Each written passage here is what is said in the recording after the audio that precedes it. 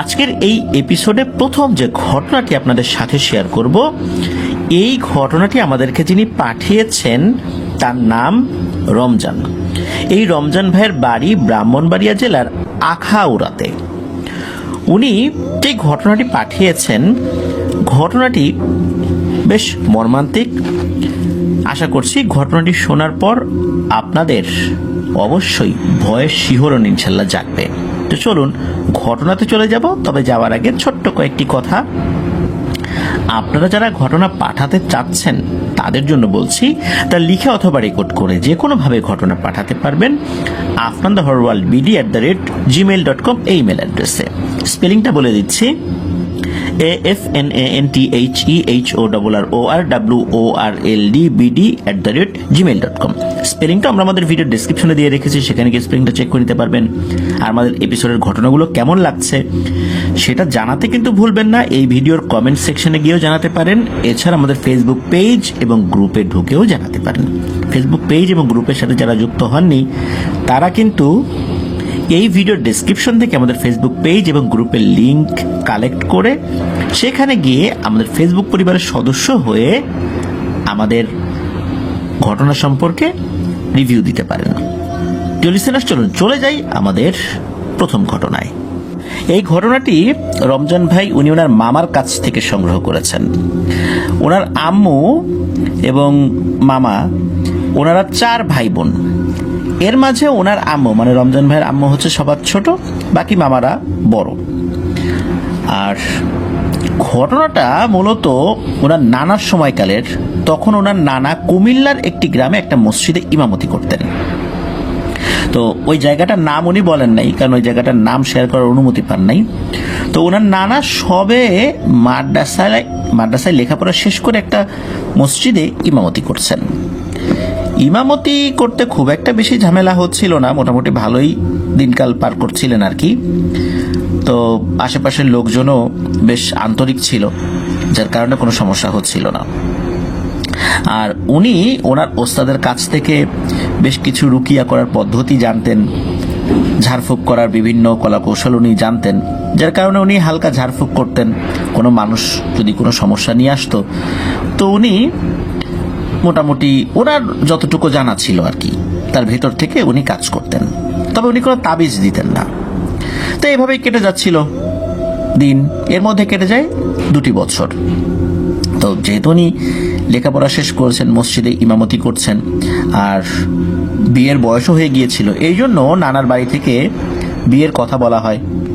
তো উনিও রাজি হয়ে যান যে গার্ডিয়ানরা যেহেতু বলছে। তো তখন নানার জন্য পাত্রী দেখা শুরু হয়। তা আল্লাহর রহমতে একটা ভালো মেয়ের সন্ধানও পাওয়া যায়। তো ঠিকঠাক মতো বিয়ে শাদিও শেষ হয়ে যায়। বিয়ের বছরখানেক পরে এই নানার ঘর আলোকিত করে বড় মামার জন্ম হয়। মানে এই যে রমজান ভাইয়ের বড় মামার জন্ম হয়। তো এর বছরখানেক পরে ওনার আরো এক মামার জন্ম হয়। তো এর মাঝে হয় কি, ওনার নানার মসজিদের চাকরিটা আবার চলে যায়। তখন কি করবেন, নানা কুমিল্লা থেকে বাড়িতে চলে আসেন। তখন কি করবেন না করবেন এটা নিয়ে তো ভাবছেন। আসলে অন্য কোনো কাজ তো উনি শেখেন নাই, মাদ্রাসা থেকে লেখাপড়া করেই উনি ইমামতি শুরু করেছেন। তো এখন এলাকায় এসে উনি চিন্তা করলেন যে একটু অন্য ধরনের কাজ করা যাক, বিশেষ করে ব্যবসা বাণিজ্য।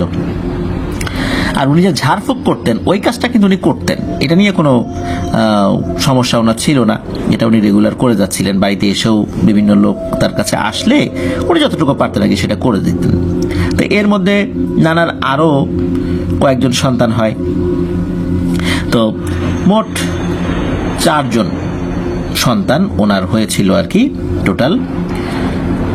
তো ওনার বড় 2 ছেলেকে উনি মাদ্রাসায় দেন, ভালো করেই লেখাপড়া করছিল।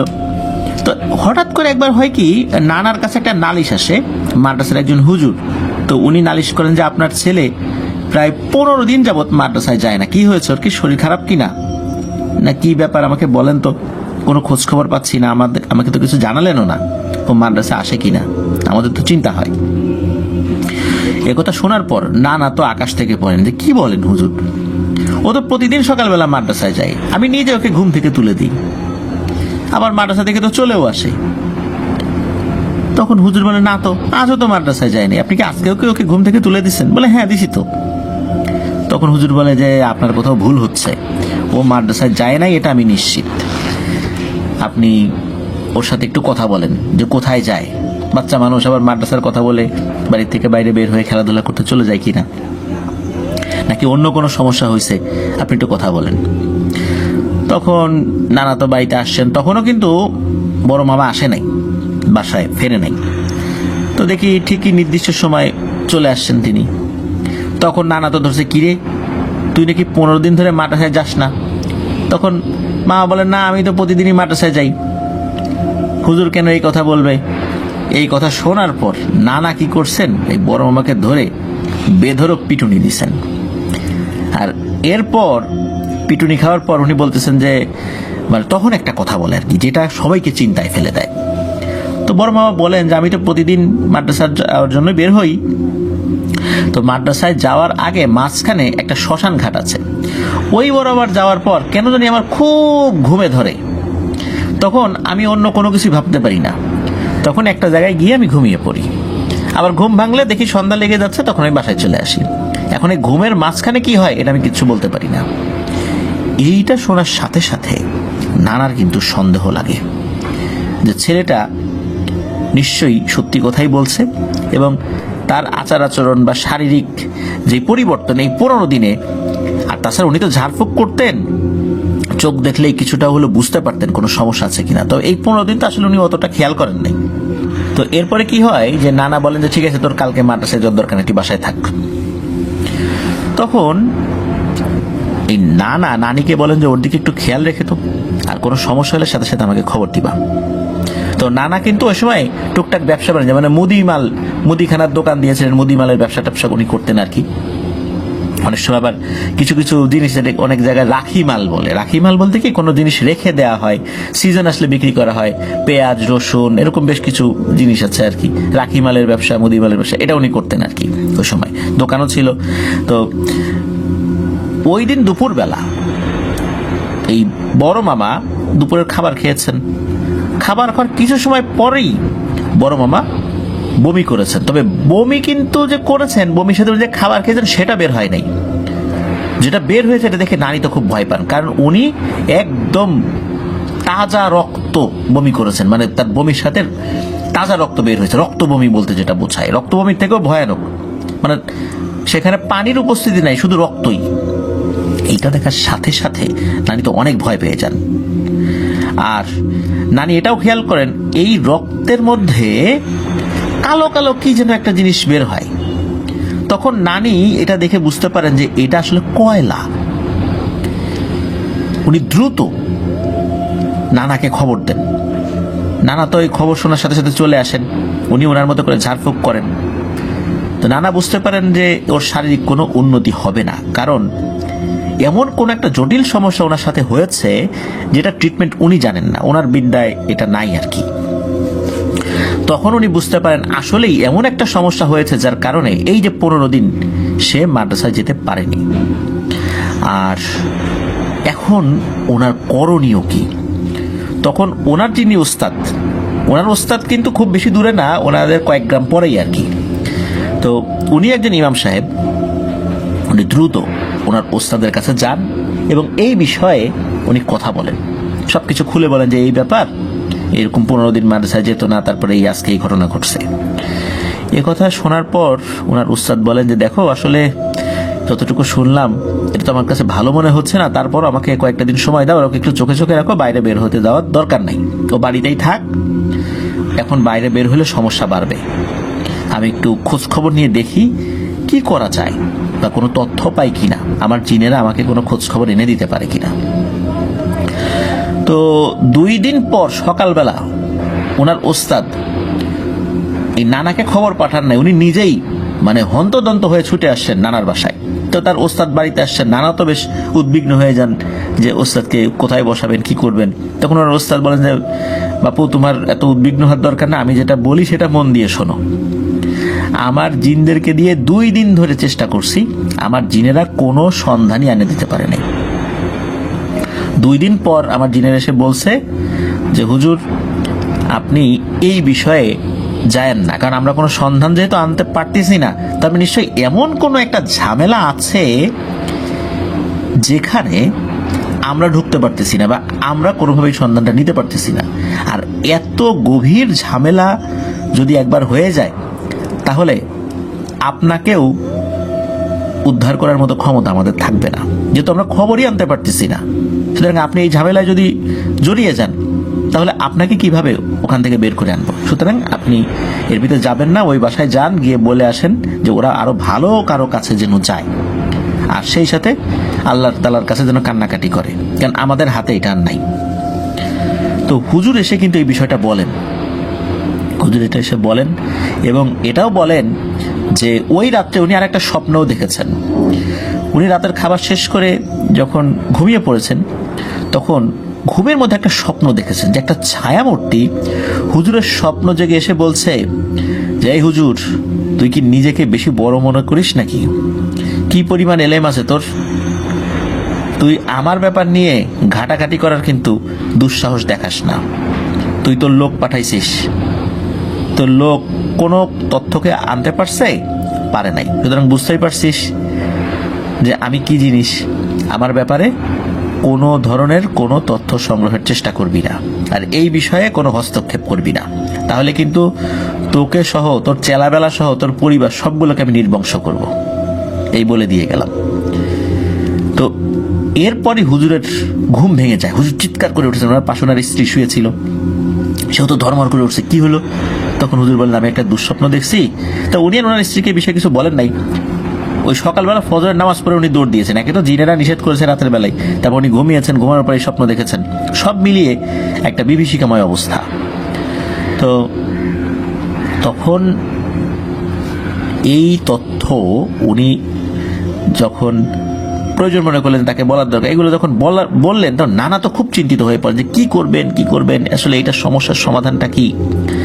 তো নানা খুব চিন্তিত হয়ে পড়ে। নানা যে অনেক বয়স হয়েছে তা না, উনি কিন্তু তখন ইয়াং। উনি বিয়ে করেছেন 25-26 বছর বয়সে, আর ওনার 4জন সন্তানের জন্ম, মোটামুটি পিঠাপিঠি সন্তান ছিল। তো ওই সময় এই সমস্যা যখন হয়, তখন নানার বয়স হয়তো 33, 34, 35 সর্বোচ্চ, এরকম আর কি। তো এর মধ্যে একটা খবর আসে, সিলেটে খুব ভালো একজন হুজুর আছেন, তার কাছে নিয়ে যাবেন। তখন একটা মাইক্রোবাস রেডি করা হয়, যে মাইক্রোবাসে করে এই বড় মামাকে নিয়ে সিলেটে যাবেন তারা। তো তারা রওনাও দেন, নানিও আছেন সাথে। এরই মধ্যে কি হয়েছে, একটা জায়গায় এসে হঠাৎ করে নানা স্ট্রোক করেছেন। স্ট্রোক করে ওই গাড়ির মধ্যেই উনি মারা যান। একে তো অসুস্থ সন্তান, এরই মধ্যে স্বামী গাড়ির মধ্যেই মারা গেছে। আর নানি তো আসলে একজন গ্রামে বেড়ে ওঠা একজন মহিলা। তো উনি ওই অবস্থাতে যে কি করবেন উনি বুঝতে পারছেন না। ছেলেকে নিয়ে কবিরাজের কাছেও যেতে পারছেন না, আর তার স্বামী এই অবস্থায়। তখন উনি ড্রাইভারকে বলেন যে আপনি গাড়ি ঘোরান, গ্রামে চলেন। গ্রামে যাওয়া হয়, নানাকে দাফন কাফন করা হয়। এদিকে সন্তান, বড় সন্তানের এই অবস্থা। নানি এখন কি করবেন, ওনার তো আসলে মাথায় কোনো কিছু কাজ করছে না, এখন আমার করণীয় কি। এদিকে ছেলের অবস্থা দিনকে দিন খারাপ হচ্ছে, খুব অসুস্থ হয়ে যাচ্ছে। উনি ডাক্তার দেখিয়েছেন, ডাক্তার বলে যে আপনার ছেলে তো কোনো রোগ ধরতে পারতেছি না, তারপরও ওর কেন এমন সমস্যা এটা আমরা বুঝতে পারতেছি না। এখন নানির আর কোনো আশা ভরসা নাই। তখন উনি প্রতিদিন নামাজের মধ্যে আল্লাহ তাআলার কাছে খুব কান্নাকাটি করেন, আল্লাহর কাছে সাহায্য চান যে আল্লাহ, আমার আর কোনো সাহায্যকারী নেই, তুমি আমার সাহায্যকারী, কোনো একটা ব্যবস্থা করো। এর মধ্যে তার ছেলের অবস্থা এতটাই খারাপ হয় যে বিছানা থেকে উঠতে পারতো না। কি একটা অবস্থা, মানে জীবিত অবস্থায় লাশ হয়ে শুয়ে আছে, এমন একটা অবস্থা আর কি। আল্লাহ নানির দোয়া আসলে কবুল করেছিলেন, কিভাবে সেটা বলছি। তো সকালবেলা নানি ঘরের কাজ করছেন, হঠাৎ করে একজন ফকির লোক আসে। ফকির লোক এসে বলে যে মারে, আমি 2 দিন ধরে খাওয়া দাওয়া করি নাই, আমাকে খাবার দে। তখন নানি একটা জিনিস খেয়াল করেন যে ওই ফকিরের কাপড় চোপড় নোংরা হলো, চেহারাটা বেশ সুন্দর, নুরানি চেহারা। তো নানির ঘরে যা আছে তা এনে ওনাকে খেতে দেন। তো ওই ফকির লোকটা খাবার খাওয়া শেষ করে মুচকি হাসি দিয়ে বলেন, চিন্তা করিস না মা, তোর সমস্যা আল্লাহ সমাধান করবেন। কোনো মানুষ যদি মন থেকে দোয়া করে আল্লাহর কাছে, সেগুলো বিফলে যায় না। তো ছেলেটা ভালো হয়ে যাবে ইনশাল্লাহ। তো নানি চিন্তা করছেন কি ব্যাপার, আমার ছেলের এই বিষয়টা তো এই ফকিরকে আমি বলি নাই। তো তখন ওই ফকির বলেন যে আমার কথা শুনে তুই চিন্তা করতেছিস আমি কিভাবে জানলাম তোর ছেলের কথা। শোন, তোকে একটা কথা বলি, আমি সব তথ্য জেনেই এখানে আসছি। বলতে পারিস আল্লাহ তাআলাই আমাকে পাঠাইছেন। এখন একটা ভয়ানক কথা বলবো, এটা মন দিয়ে শুনবি। তোর ছেলের এই খারাপ পরিস্থিতির জন্য আর কেউ দায়ী না, তোর স্বামীই দায়ী। এ কথা শোনার পর নানির তো চক্ষু চরক গাছ, বলে কি নি। তখন ওই ফকির আস্তে আস্তে বলতে থাকেন, শোন, আজ থেকে প্রায় 15 বছর আগে তোর স্বামী তখনও কিন্তু এই রুকিয়া করা ভালো করে শেখে নাই, হালকা পাতলা শিখছে আর কি। তখন তোর স্বামীর কাছে একটা পরিবার আসে জিন ঘটিত একটা সমস্যা নিয়ে। ওই পরিবারের ছেলের উপরে 2টো জিন ভর করেছে। তোর স্বামীর বয়স কম ছিল, সে অনেক কিছু বুঝতে পারতো না। তোর স্বামী ওই ছেলেকে ঝাড়ফুঁক করে, আর ওই যে 2টা জিন ছিল তারা ছিল আপন 2 ভাই। এর মধ্যে একটা জিনের বয়স ছিল খুবই কম, শিশু। আর এই যেই ছেলেকে আসর করেছিল সেই ছেলেটাও শিশু। তো তোর স্বামী যেই ধরনের ঝাড়ফুঁক বা রুকিয়া করার প্রয়োজন ছিল সেটা না করে এমন কড়া রুকিয়া করেছে যে ওই ঝাড়ফুঁক সহ্য না করতে পারে ওই শিশু জিনটা ওখানেই মারা যায়। আর ওই শিশু জিনের যে বড় ভাই, সে এই জিনিসটা দেখে প্রচন্ড ক্ষিপ্ত হয়। আর ক্ষিপ্ত হলে তখন তোর স্বামী কি করেছে, ওই জিনটাকে বোতলবন্দি করার প্রক্রিয়া শুরু করে। বোতল বন্দি হওয়ার আগ মুহূর্তে ওই জিনটা বলে যে হুজুর, তোর বয়স কম, তুই এখনো রুকিয়া শিখিস নাই, কোথায় কোনটা করা উচিত এটা তুই জানিস না। তোর কি উচিত ছিল না যে কারো উপর আমাদেরকে হাজির করে আমাদের বক্তব্য শোনা? তুই এটা না করে সরাসরি কেন আমাদের উপর রুকিয়া করলি? আমরা কি কোনো খারাপ উদ্দেশ্যে এই ছেলেটাকে আসছি, এই ছেলের কাছে আসছি? এই ছেলেটা ছোট, আমার ছোট ভাই ওর সাথে খেলতে পছন্দ করে, তাই আমিও আসি আমার ছোট ভাইকে দেখার জন্য, ছোট ভাইয়ের সাথে থাকার জন্য। কারণ অন্য জিনেরা এসে তো আমাদের ক্ষতি করতে পারে। আর এর প্রভাবে ওর শারীরিক কিছু সমস্যা হয়েছে, এটা সাময়িক, ও ছোট মানুষ, ঠিক হয়ে যেত। তো তুই এইটা কেন করলি না যে আমাদেরকে ডেকে আমাদের বক্তব্য শোনা? আমরা তোর কোনো ক্ষতি করতাম না। আর তুই শুরুতেই জিন হত্যার রুকিয়া শুরু করে দিলি, আমার ছোট ভাইকে মেরে ফেললি, এর শাস্তি তুই অবশ্যই পাবি। তো এগুলো বলার পর তোর স্বামী কি করেছে, ওই জিনটাকেও বোতলে ভরেছে। এরপর কোনো এক জেলেকে দিয়েছে, সেই জেলে নদীর গভীর অংশে ফেলে দিয়েছে। এরপর কেটে যায় 15টি বছর। এরই মধ্যে একদিন এক জেলে মাছ ধরার জন্য পানিতে জাল ফেলে। ওই জাল ফেলার পর কি হয়, ওই জালে একটা বোতল উঠেছে। তো জেলে দেখে ওই বোতলের মধ্যে দোয়া আকৃতির কোনো একটা জিনিস রয়েছে। তো জেলে কি করেছে, ওই বোতলটা নিয়ে নৌকার একটা কাঠের উপরে আঘাত করেছে। তখন কি হয়, বোতলটা ভেঙে যায়। আর এরপরেই ওই জেলে একটা আওয়াজ শোনে যে যা, আজকে তুই অনেক মাছ পাবি। সত্যি ওই জেলেটা অনেক মাছ পায়। ওই জিনটা ওই রাত্রেই ছাড়া পেয়ে মূলত তোর স্বামীর স্বপ্নে এসে হুমকি দিয়েছিল যে কিরে, এখন কি করবি, আমাকে তো আটকে রাখতে পারলি না, এখন বুঝবি তোর নিজের পরিবারের লোক হারালে কেমন লাগে। এরপর থেকেই তোর ছেলেকে ওই জিনটা ভর করেছে। মূলত ওকে এমন একটা জিনিস খাইয়ে দিয়েছে যার ফলশ্রুতিতে ওর শরীরের ভিতরকার জিনিসগুলো আস্তে আস্তে নষ্ট হয়ে যাচ্ছে। এখন আমি চেষ্টা করে দেখি কোনোভাবে এটাকে ছাড়াতে পারি কিনা। আল্লাহ যদি চান ইনশাল্লাহ তোর ছেলেকে সুস্থ করতে পারবো। তখন ওই ফকিরটা কি করেছেন, উনি বলেন যে তোর ছেলেকে নিয়ে আয়। তখন ওই ছেলেকে তো কোনোভাবে উঠিয়ে আনা যায় না, একদম শয্যাশায়ী বিছানায়, অনেক কষ্টে ছেলেকে কোলে করে নিয়ে আসা হয় উঠোনে। তো ওই ফকির দুটো বৃত্ত আঁকেন, একটা বৃত্তের মধ্যে উনি বসেন আর একটা বৃত্তের মধ্যে ছেলেটাকে আসলে বসানো যায় না, শুইয়ে রাখতে হয়। শোয়ানোর পরে চতুর্দিকে বড় করে বৃত্ত আঁকানো আবার নতুন করে লেগেছিল আর কি, কারণ বসে থাকতে পারে না। তো তখন উনি রুকিয়া শুরু করেন। এর মধ্যে এই মামার উপর ওই জিনটা হাজির হয়। হওয়ার পর মামা উঠে বসেন, যিনি উঠেই বসতে পারছিলেন না। তখন ওই ফকিরটা বিভিন্ন ধরনের প্রশ্ন করেন, আর ওই প্রশ্ন উত্তরের ওই জায়গাতে বলা হয় যে নানি যেন বেশ দূরে থাকেন ওই জায়গা থেকে। তখন কিন্তু আশেপাশে এরকম লোকজন ছিল না আর কি, হঠাৎ করে আসছে তো ওই ফকির।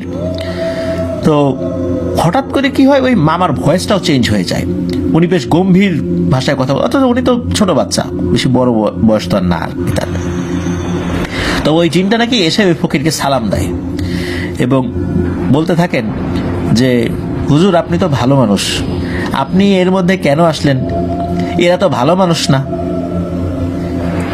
এই ছেলের বাবা আমার একজন ভাইকে মেরে ফেলেছে, ওই দিন আমি প্রতিজ্ঞা করেছি যে তাকে সহ তার কোনো সন্তানকে আমি বাঁচিয়ে রাখবো না।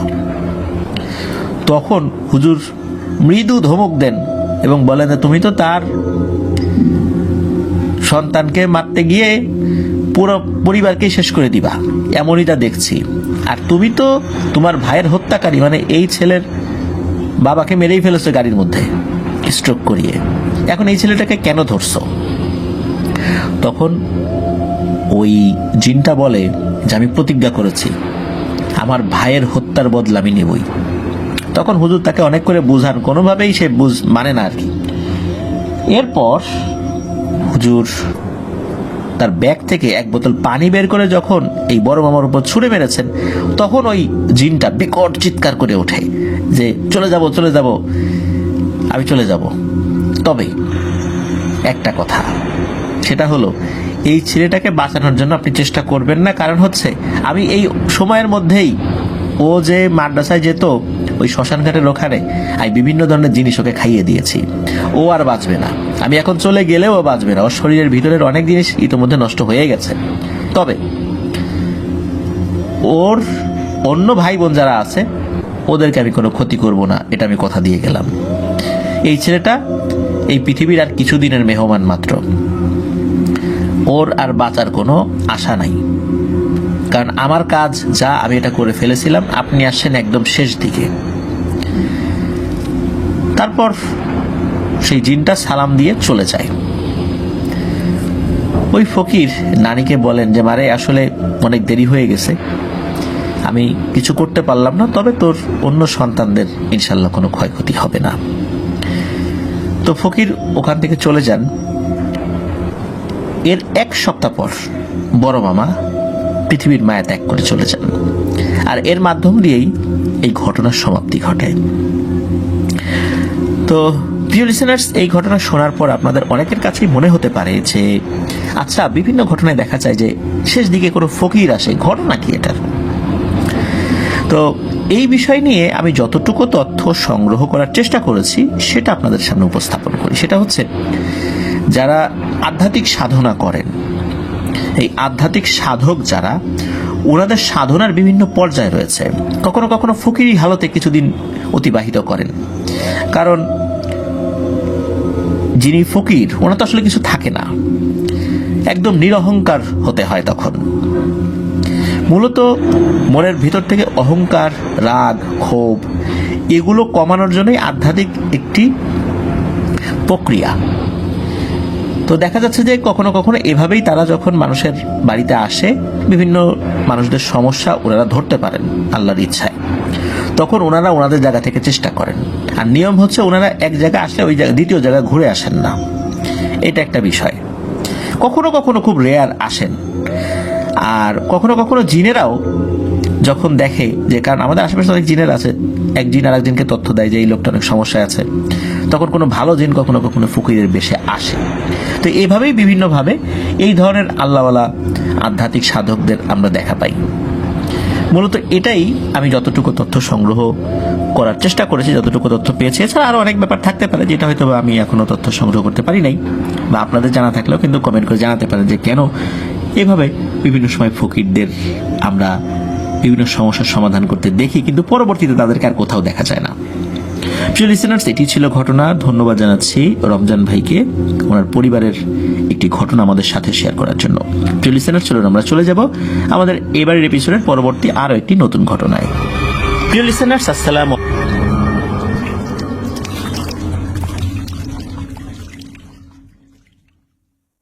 প্রিয় লিসেনার্স, শুনলেন সৌদি প্রবাসী রেমিটেন্স যোদ্ধা রমজান ভাইয়ের পাঠানো একটি মর্মান্তিক ঘটনা। এখন যে ঘটনাটি আপনাদের সাথে শেয়ার করব, এই ঘটনাটিও রোমহর্ষক এবং মর্মান্তিক। চলুন শুনে আসি ঘটনাটি। ঘটনাটি আমাদেরকে যিনি পাঠিয়েছেন তার নাম মোহাম্মদ শিহাবুদ্দিন। ওনার বাড়ি বগুড়া জেলার গাবতলীর কাগইল গ্রামে। মূলত ঘটনাটি ওনার বন্ধুর পরিবারের সাথে ঘটে যাওয়া, আর সঙ্গত কারণে বন্ধুর নামটি প্রকাশ করা যাচ্ছে না এবং ওনাদের গ্রামের নামটি প্রকাশ করা যাচ্ছে না। তো বলার সুবিধার্থে এবং বোঝার সুবিধার্থে ধরে নিলাম যে সেই বন্ধুর নাম আসিফ। ঘটনাটির সময়কাল মানে যখন থেকে ঘটনা ঘটা শুরু হয়েছে 2007 সাল, কিন্তু ঘটনার সূত্রপাতের যে ব্যাপারটা, এটা 2007 সালে হলেও ঘটনার প্রেক্ষাপটটা তৈরি হয় 2003 কি 4 সালের দিকে। ওই সময়ে এই আসিফ ভাইয়ের বাবা গ্রামে একটি জমি কেনেন, একটা ভিটা জমি। অনেক সময় আমরা ভিটা দেখি না, যে স্বাভাবিক যে মাটির স্তর তার থেকে বেশ উঁচু, মাটি ফেলে উঁচু, সেখানে গাছপালা আছে, এই টাইপের একটা জায়গা আর কি। তো উনি এরকম একটা জায়গা, একটু উঁচু জায়গা কেনেন, একটা ভিটার মতো জায়গা। তো ওখানে বেশ মাঝারি সাইজের গাছপালা ছিল, কোনোটা একটু বড় ছিল আর কি। তো অনেক কম দামে কিনতে পান।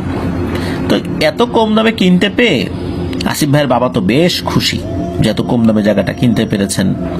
আর জমির যে কাগজপত্র সেগুলো ঠিক ছিল, আর যেগুলোর কাগজপত্র খুব ভালো থাকে স্বাভাবিকভাবেই সেগুলোর দাম একটু বেশি থাকে যদি সবকিছু ঠিকঠাক থাকে, জমির পজিশনটা ভালো হয়। এই সবগুলো দিক থেকে কিন্তু ওই জমিটা ভালো ছিল। আর এত কম দামে ওনাকে যে দিয়ে দিয়েছেন, উনি নিজেকে খুব ভাগ্যবান মনে করেন যে ভাগ্যটা খুব ভালো, এত কম দামে জমিটা পেয়ে গেলাম।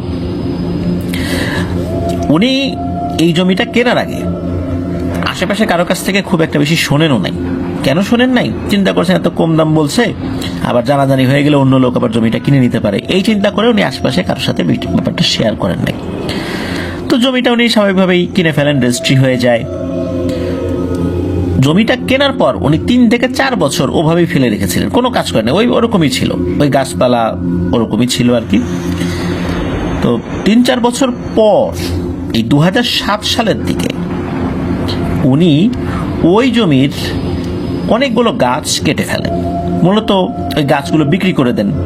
চিন্তা করলেন যে এই গাছগুলো এখান থেকে, মানে সব জমি জুড়েই তো আসলে ওরকম গাছপালা ছিল, তো গাছপালা না কাটলে উনি বাড়িঘর তৈরি করবেন কিভাবে? চিন্তা করছেন যে গাছপালা কাটি, এগুলো বিক্রি করে দিই, পরে এখানে বাড়িঘর করবো আর কি। তো গাছ উনি কেটেছেন, বিক্রিও করে দিয়েছেন। তো গাছ কাটার কয়েকদিন পর থেকেই শুরু হয় সমস্যা। মূলত এই হলো সমস্যার সূত্রপাত। এই সমস্যাটা শুরু হলো এই আসিফ ভাইয়ের মায়ের সাথে। তো ওনারা যে ঘরে থাকতেন অন্য আর একটা গ্রামে আর কি, তো ওইটার চাল ছিল টিনের, বেড়াও ছিল টিনের। ওনারা শুয়ে আছেন, হঠাৎ করে ওনার মা শুনতে পান কেউ যেন খুব জোরে কিন্তু ফিস ফিস করে বলছে, কিরে ঘুমাচ্ছিস? আরামে ঘুমাতে খুব মজা, তাই না? আমাদের ঘুমের জায়গা নষ্ট করে তোরা আরামে ঘুমাবি, এটা তো হতে দেব না। ঘুমা ঘুমা, দেখি কতদিন ঘুমাতে পারিস। তো এরকম প্রথম কয়েকদিন বলতো। তো উনি পাশে থাকা আসিফ ভাইয়ের বাবাকে বলতেন যে তুমি কিছু শুনছো, কিন্তু আসিফ ভাইয়ের বাবা কিচ্ছু শুনতে পেতেন না। তো এর কয়েকদিন পরে হঠাৎ করে রাতের বেলা টিনের চালে ধুমধাম করে ইটের শব্দ, কিন্তু বাইরে কোনো ইট পাওয়া যায় না। এই শব্দটা আবার সবাই শুনতেন। আর প্রায় প্রতি রাত্রে এসেই এই আসিফ ভাইয়ের মা যেখানে ঘুমাতেন আর কি, আসিফ ভাইয়ের মা বাবা যেই রুমটাতে ঘুমাতেন ওই রুমের পাশে জানালা রয়েছে, ওই জানালার কাছে এসে ওরকম জোরে জোরে ফিস ফিস করে কথা বলতো আর বলতো ঘুমা ঘুমা, শেষ ঘুম ঘুমা। আর ওই বাড়ির চতুর্দিক থেকে বিভিন্ন ধরনের ফিসফিসানি শব্দ আসতো, মনে হচ্ছে অনেক মানুষ ফিসফিস করে কথা বলে। তো যাই হোক, এরকম সমস্যা যখন শুরু হয়ে গেল, তখন আসিফ ভাইয়ের মা আসিফ ভাইয়ের বাবাকে বললেন যে আপনি একটা ভালোই করেন, একটা হুজুর ডেকে নিয়ে আসেন। তো একজন হুজুরকে নিয়ে আসা হলো। আসলে ওই হুজুর মানে ওনার এই বিষয়ে এলেম কালাম অতটা ছিল না, উনি অ্যাজ ইউজুয়াল সমস্যা মনে করেছিলেন। তো উনি বললেন যে আসলে আপনারা যেখানে জায়গা কিনছেন ওখানে গাছপালা ছিল, ওইখানে কিছু জিন টিন থাকতো, ওরা দুষ্টু পিশাচ, ওগুলো আপনাদের কোনো ক্ষতি করবে, এমনি ভয় ভীতি দেখাচ্ছে আর কি। তো উনি এমনি ঝাড়ফুঁক করে দিয়ে চলে যান। এরপরে কয়েকটা দিন আর কোনো সমস্যা হয় না। এরপর থেকে আবারও শুরু হয়ে যায় সমস্যা। এবারের সমস্যাটা একটু অন্যরকম। এবারের সমস্যাটা হুমকিমূলক। ওই যে ওই রকম রাতের বেলা ফিসফিস করে এসে আসিফ ভাইয়ের মায়ের কাছে এসে বলে যেত যে তোর ছেলেপেলেগুলোকে এক এক করে নিয়ে যাব, আমাদের থাকার জায়গা নষ্ট করছিস, তোদেরকে তো রাখবো না, এই পৃথিবীর মায়া ত্যাগ করে তোদেরকে চলে যেতে হবে, আমাদের সন্তানদের থাকার জায়গা এখন নাই, বহু বছর ধরে এখানে ছিলাম, এই কাজটা কেন করলি। তো এইভাবে এসে হুমকি দিত। তো এরকম কথা কিন্তু প্রতিনিয়ত বলতো। এর মধ্যে আসিফ ভাইয়ের মা উনি আবারও আসিফ ভাইয়ের বাবাকে বলেন যে আবারও হুজুরকে ডেকে নিয়ে আসতে। তো হুজুর এসে বলেন যে আপনারা একটা খাবার দাবারের আয়োজন করেন, গরিব দুঃখীদেরকে খাবার খাইয়ে দেন আর কি, দোয়ার অনুষ্ঠানের আয়োজন করেন। তো সেটা করা হয়। তো ওইটা যেদিন করা হয়, ওই দিন যে থালবাটিগুলো হয়, এই থালবাটিগুলো ধোয়ার জন্য আর একটা পুকুর ছিল ওনাদের। সেই পুকুর ঘাটে এই সন্ধ্যার কিছু সময় আগে আর কি, মানে বাদ জোহর এটা করা হয়েছিল। তো জোহরের পরে সবাই খাওয়া দাওয়া করতে, আরো বেশ কিছু মানুষজন আসে, সব করতে করতে প্রায় আসরের রক্ত হয়ে যায়। মানে আসরের পরে বেশ সন্ধ্যার বেশ খানিকক্ষণ আগে আর কি উনি ওই পুকুর ঘাটে থালবাটিগুলো ধুতে গিয়েছেন আর কি। তো অনেকক্ষণ হয়ে যায়, উনি আসে না। তো এদিকে আসিফ ভাইয়ের বাবা চিন্তা করছেন কি ব্যাপার, কোথায় গেল। তো উনি আবার মাগরিবের আজান দিবে ভাব এমন সময় ওযু করার জন্য যখন ওই পুকুর ঘাটে গিয়েছেন, তখন দেখেন আসিফ ভাইয়ের মা ঠায় দাঁড়িয়ে আছে এবং কার সাথে যেন কথা বলছে।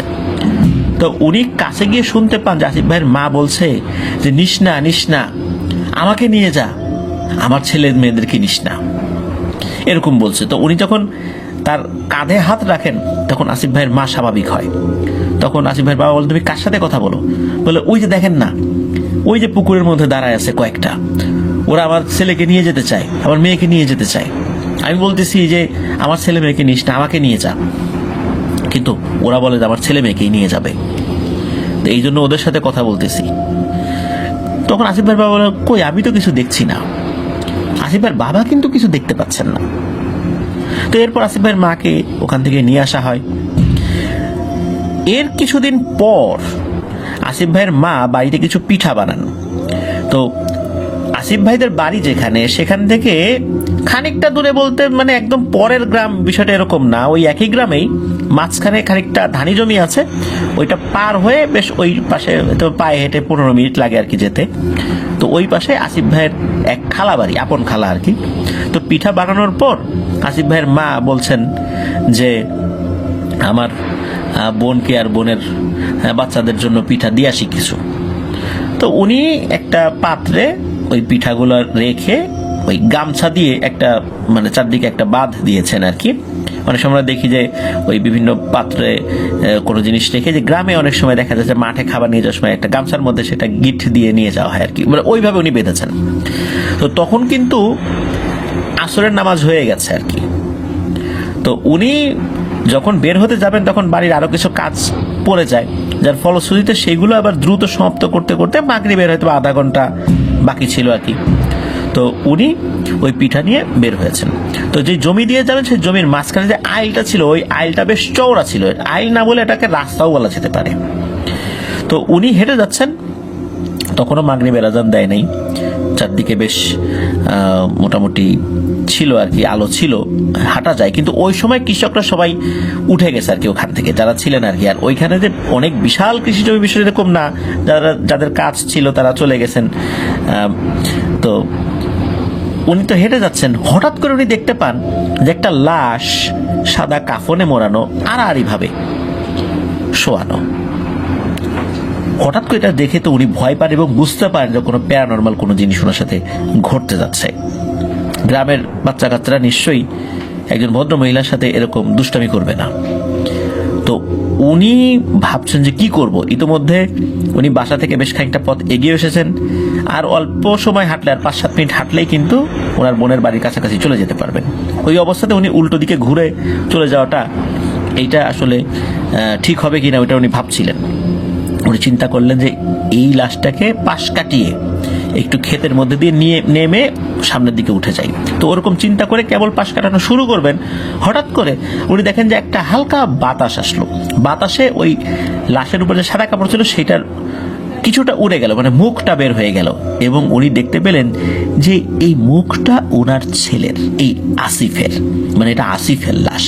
এটা দেখার সাথে সাথে উনি তো প্রচন্ড ভয় পান, এবং ভয় পেয়ে উনি কিন্তু ওনার বোনের বাড়ির দিকে দৌড় দিয়েছেন। ওনার বাড়ির দিকে দৌড় দেন নেই, উনি কিছুটা পাশ কাটিয়ে দৌড় দিয়েছেন। দৌড় দেওয়ার পর পিছন থেকে শুনতে পাচ্ছেন গম্ভীরভাবে, কিরে লাশ নিবি না তোর ছেলের, নিয়ে যা নিয়ে যা, লাশ নিয়ে যা। উনি তখন আবার পেছন দিকে ঘুরে তাকিয়েছেন। ঘুরে তাকানোর পরে দেখতে পান যে ওই লাশটা গড়িয়ে গড়িয়ে, যে কোন একটা জিনিস যদি গড়িয়ে দেয়, একটা কলম যদি আমরা গড়িয়ে দিই কিভাবে পরে গড়াতে গড়াতে মনে হচ্ছে ওই লাশটা ভাবে গড়িয়ে গড়িয়ে আসছে আর বিশ্রী ভাবে হাসছে, নিয়ে যা নিয়ে যা, লাশ নিয়ে যা, এরকম বলছে। উনি তো প্রচন্ড জোরে দিয়েছেন এক দৌড়ে উনি ওনার বোনের বাড়িতে পৌঁছে যান। সেখানে দিয়ে দেন এক চিৎকার, তবে উনি সেন্সলেস হন নাই। ওনার বোন তো ওই সময় ছিল, এর মধ্যে মাগরিবের আজানও দিয়ে দিয়েছে, অন্ধকার নেমে এসছে। তো বলেন কি হয়েছে, উনি সব ঘটনা খুলে বলেন।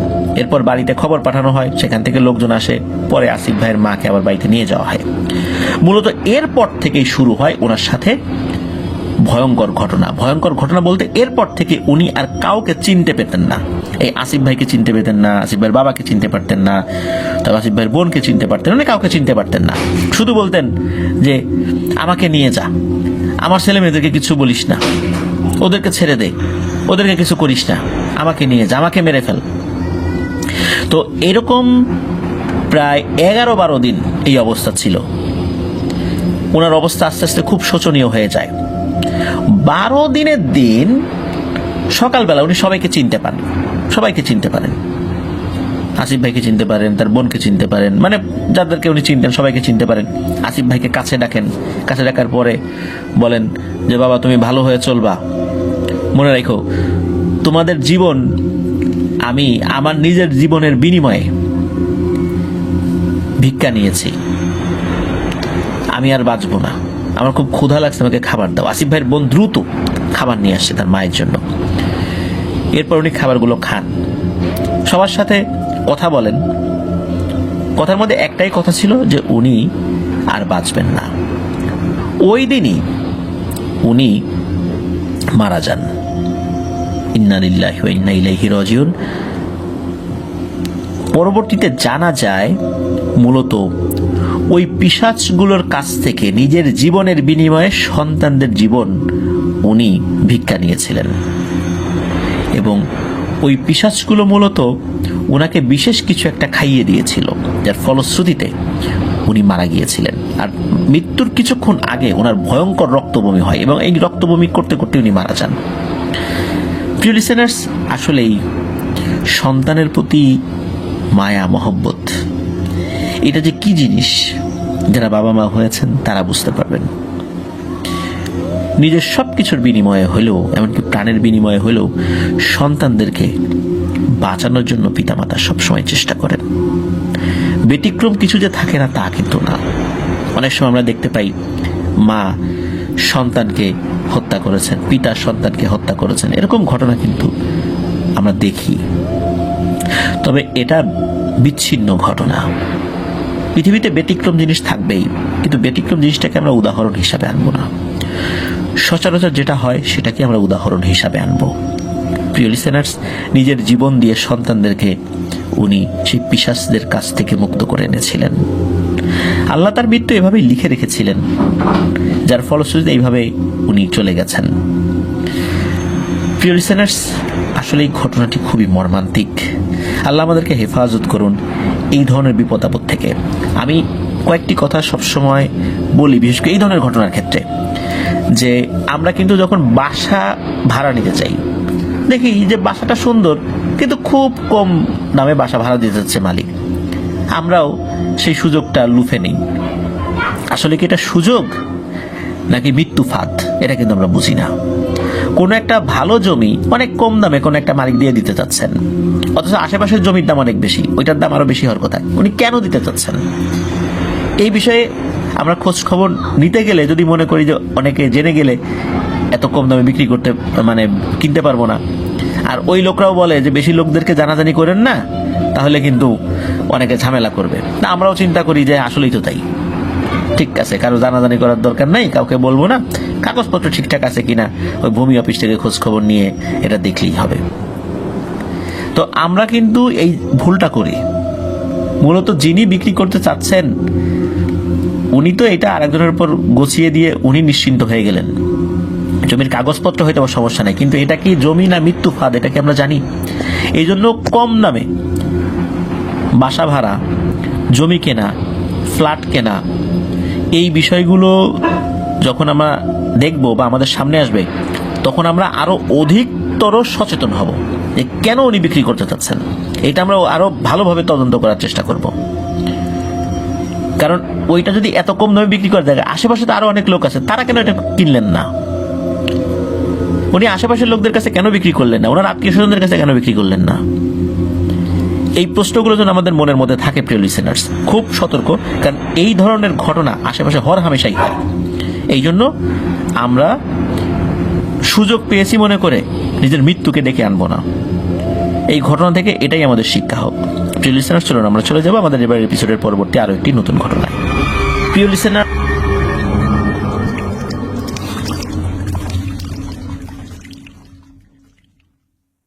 ফিরে এলাম প্রিয় লিসেনার্স আমাদের এবার এপিসোডে নতুন আরো একটি ঘটনা নিয়ে। এই ঘটনাটি শুরু করব আমাদের প্রিয় রেমিটেন্স যোদ্ধা ভাইয়ের পাঠানো একটি ঘটনা দিয়ে। সৌদি আরবের দাম্মামের আল আহসা শহরে ভাই রয়েছেন, ওনার নাম মোহাম্মদ আতাউর রহমান। তো চলুন ঘটনাটি শুরু করি। ঘটনাটি কিন্তু খুব বেশি দিন আগের না, 2023 সালের সেপ্টেম্বর মাসের 19 তারিখ রাতের ঘটনা। তো উনি সদ্য বিয়ে করেছেন, আর বিয়ে শাদী করার পর দেশে গিয়েছেন। দেশ থেকে আবার যখন ফেরত আসছেন, ফেরত আসার পর উনি 2023 মডেলের টয়োটা রাইজি নামক একটি নতুন গাড়ি 5 বছর মেয়াদী চুক্তিতে কিস্তিতে উনি শোরুম থেকে নিয়ে ফেলেন। ওনার কাজকর্ম বেশ ভালোই হচ্ছিল, আল্লাহর রহমত, আলহামদুলিল্লাহ। তো এর মধ্যে কি হয়, ওনার শ্বশুর শাশুড়ি সপরিবারে ওমরা হজ পালন করার জন্য মক্কাতে এসেছেন। আর এটা অবশ্য আগে থেকেই বলা ছিল যে উনি আসবেন আর কি। আর উনি তো দাম্মামে থাকেন, বেশ অনেক দূরত্ব, কিন্তু যারা সৌদি আরবে রয়েছেন তারা জানেন যে এই দাম্মাম, রিয়াদ, এই শহরগুলো থেকে মক্কা শহরের দূরত্ব কিন্তু কতটুকু।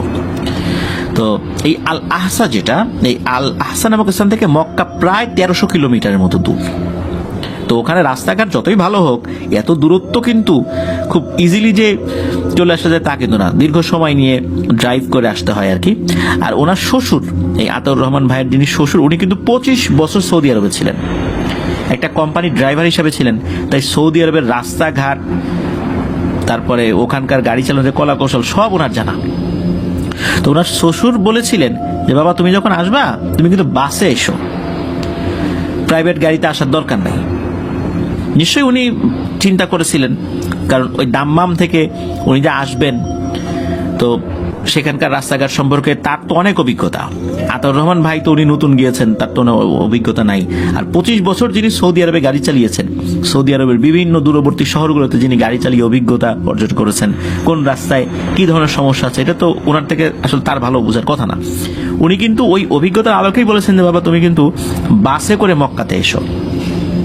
তো যাই হোক, এর মধ্যে কি হয় যে এই আতাউর রহমান ভাই, ওনার কাছে ওনার এক বন্ধু নক করে, আতাউর রহমান ভাই যেন রিয়াদে যান। তো দাম্মাম থেকে উনি গাড়ি নিয়ে গিয়েছেন রিয়াদে, আবার রিয়াদ থেকে আসবেন মক্কাতে, এটা কিন্তু অনেক দূরত্ব। তো যাই হোক, উনি যেটা গিয়েছেন, তার বন্ধুর কাছে তার একটা জরুরি কাজ ছিল, তো উনি সেখানে গিয়েছেন। এরপর উনি রিয়াদ থেকে রওনা দিবেন।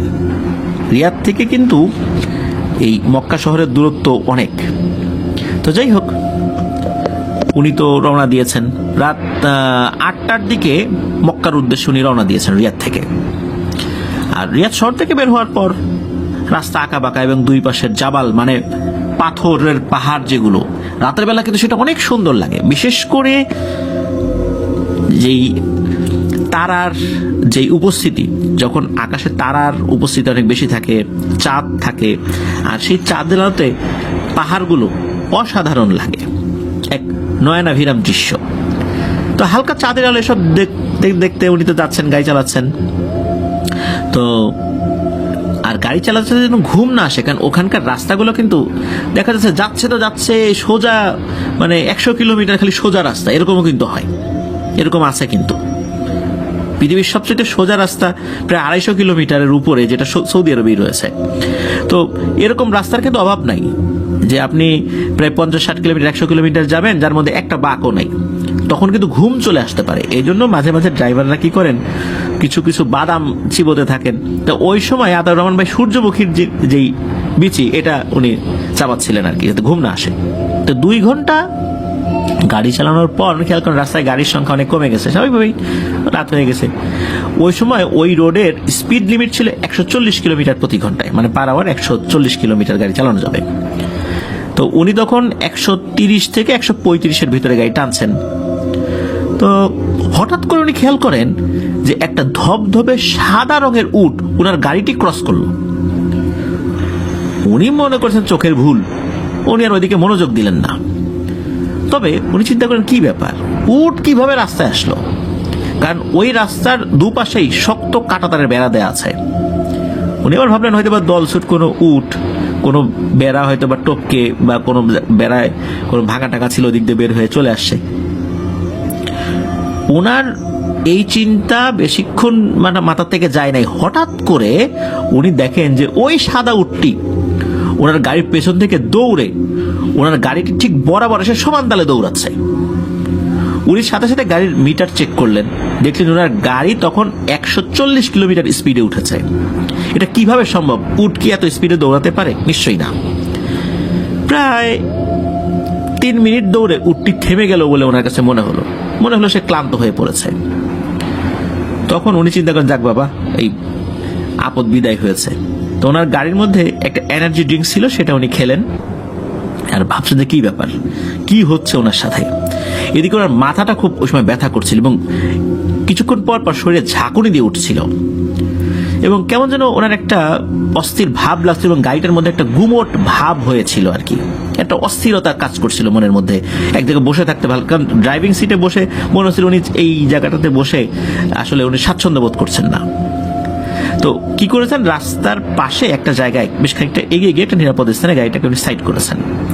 আর পেছনের ইন্ডিকেটর লাইটটা জ্বালিয়ে রেখেছেন যাতে করে দূরবর্তী কোনো গাড়িগুলো দূর থেকে বোঝে এখানে একটা গাড়ি সাইড করা আছে আর কি। এটা একটা নিয়ম আর কি। তো যাই হোক, উনি সেখানে একটু দাঁড়ান, শুনশান নীরবতা। কিছুক্ষণ পর পর কয়েকটা গাড়ি শো শো শব্দ করে চলে যাচ্ছে।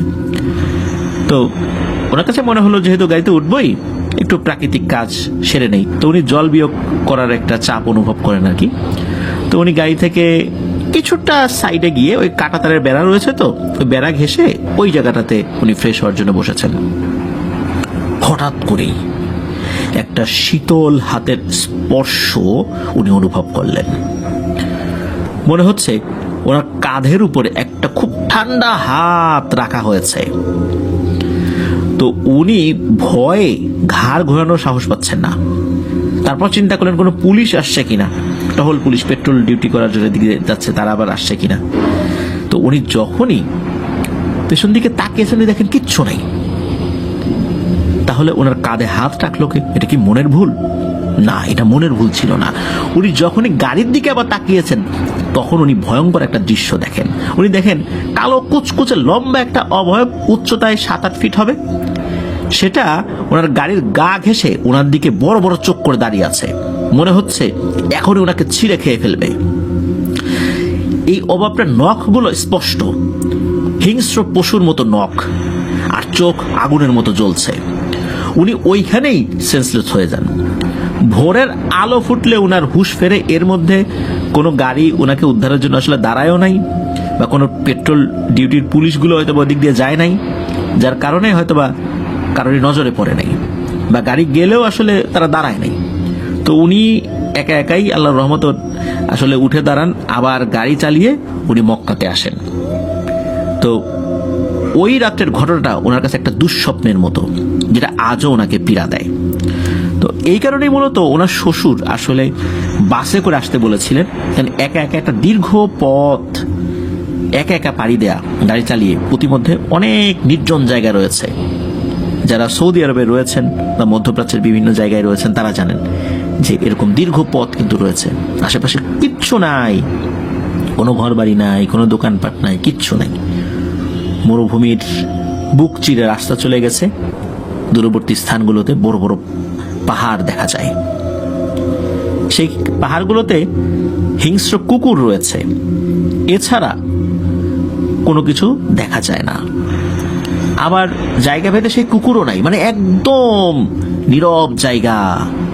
ওখানে গাড়ি অ্যাক্সিডেন্ট হয়ে যদি কেউ পড়ে থাকে তাহলেও বোঝার উপায় নাই, আর কেউ যদি অসুস্থ হয়ে পড়ে থাকে তাও বোঝার উপায় নাই, এমন নীরব জায়গা।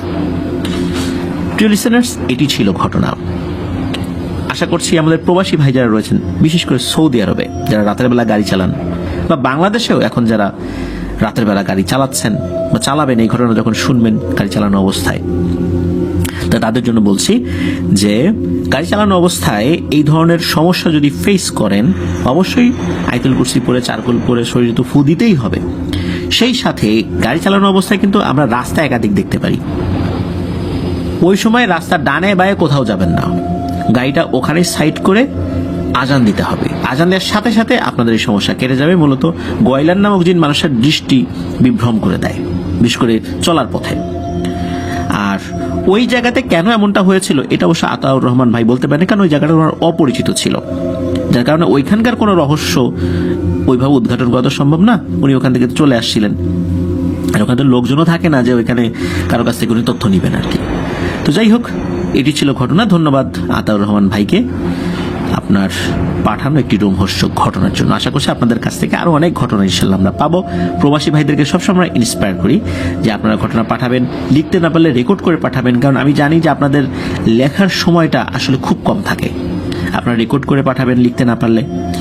তো আর আমি বলে দিই, অনেকেই ঘটনা পাঠানোর পরই আমাদেরকে মেইল করেন ঘটনা কবে প্রচারিত হবে। আসলে একটা ঘটনা পাঠানোর পর সেটা সিরিয়ালি আমাদেরকে পড়তে হয়, এবং সেইটা পড়ার সিরিয়াল আসতেও 1 মাসের বেশি সময় লেগে যায় কখনো কখনো। তো যার কারণে কোনো ঘটনা পাঠানোর পর প্রচারিত হওয়ার জন্য আমরা সাধারণত পাঠানোর সময় থেকে নিয়ে প্রচারিত হওয়ার সময় পর্যন্ত মধ্যবর্তী প্রায় 3 মাস সময় নিই। কখনো কখনো আরো আগেই প্রচারিত হয়ে যায়, তবে আমরা সর্বোচ্চ 3 মাস সময় নিই আর কি। এই জন্য পাঠানোর সাথে সাথে অস্থির হবেন না। ইনশাল্লাহ আপনার ঘটনা সিলেক্ট হলে আমরা আবার ইমেইল করব, ইমেল করে আমরা জানাবো আপনার ঘটনা সিলেক্ট হয়েছে, আর প্রচারের তারিখ নির্ধারিত হলে আবার আমরা ইমেল করবো ইনশাল্লাহ। এই জন্য অনেক প্রবাসী ভাইরা ঘটনা পাঠানোর পর আসলে ওইটা তো সিরিয়াল আসতে একটু সময় লাগে, বা আমাদের বাংলাদেশি ভাই বা অন্য জায়গা থেকে যারা ঘটনা পাঠান, তো এই সিরিয়ালটা আসার জন্য একটু সময় আমাদেরকে দিতে হবে। আমরা এলোমেলো করলে অনেক ঘটনা আবার মিস হয়ে যেতে পারে, যদি আমরা সিরিয়াল ব্রেক করি মধ্যবর্তী ঘটনাগুলো মিস হয়ে যেতে পারে। এই জন্য আমরা সিরিয়ালি সেই ঘটনাগুলো আপনাদের সামনে উপস্থাপন করার চেষ্টা করি। প্রিয় লিসেনার্স, আমাদের রেমিটেন্স যোদ্ধা ভাইদের গুরুত্ব বাংলাদেশের অর্থনীতিতে কি, এটা আমরা সবাই রীতিমতো বুঝতে পেরেছি। আমি অনেক আগে থেকেই সেটা বলেছি, আর বাংলাদেশের এখন প্রত্যেকেই এই অনুভূতিটা সবার মধ্যে এসেছে। আমরা রেমিটেন্স যোদ্ধা ভাইদেরকে সর্বোচ্চ লেভেলে শ্রদ্ধা করি, ভালোবাসি, কারণ আপনাদের অক্লান্ত পরিশ্রমের কারণেই আপনাদের পরিবার যেমন ভালো আছে, বাংলাদেশের অর্থনীতি ভালো আছে, বাংলাদেশের মানুষরা আমরাও ইনশাল্লাহ অনেকাংশে ভালো আছি। আমাদের রিজার্ভ বাড়ছে, যার কারণে আমরা আমদানিগুলো করতে পারছি। আর আমদানি যদি আমরা না করতে পারি তাহলে আমাদের বাংলাদেশে অনেক ভয়াবহ পরিবেশ পরিস্থিতির সৃষ্টি হবে। এই জন্য আপনারা বৈধ চ্যানেলে টাকা পাঠাবেন, এটা অনুরোধ করব, কারণ এখন বৈধ চ্যানেলে টাকা পাঠানো আমাদের রিজার্ভ বৃদ্ধি করার জন্য খুবই জরুরি, এবং আপনারা অনেকেই এটা করছেনও, এই জন্য আপনাদেরকে সাধুবাদ জানাই। তারপরে বলবো যে আরো বেশি বেশি করে আপনারা পাঠাবেন, এই বিষয়ে আমরা উৎসাহিত করবো সবসময়। প্রিয় লিসেনার্স, চলুন আমরা চলে যাবো আমাদের এবারের এপিসোডের পরবর্তী আরো একটি নতুন ঘটনায়। ফিরে এলাম।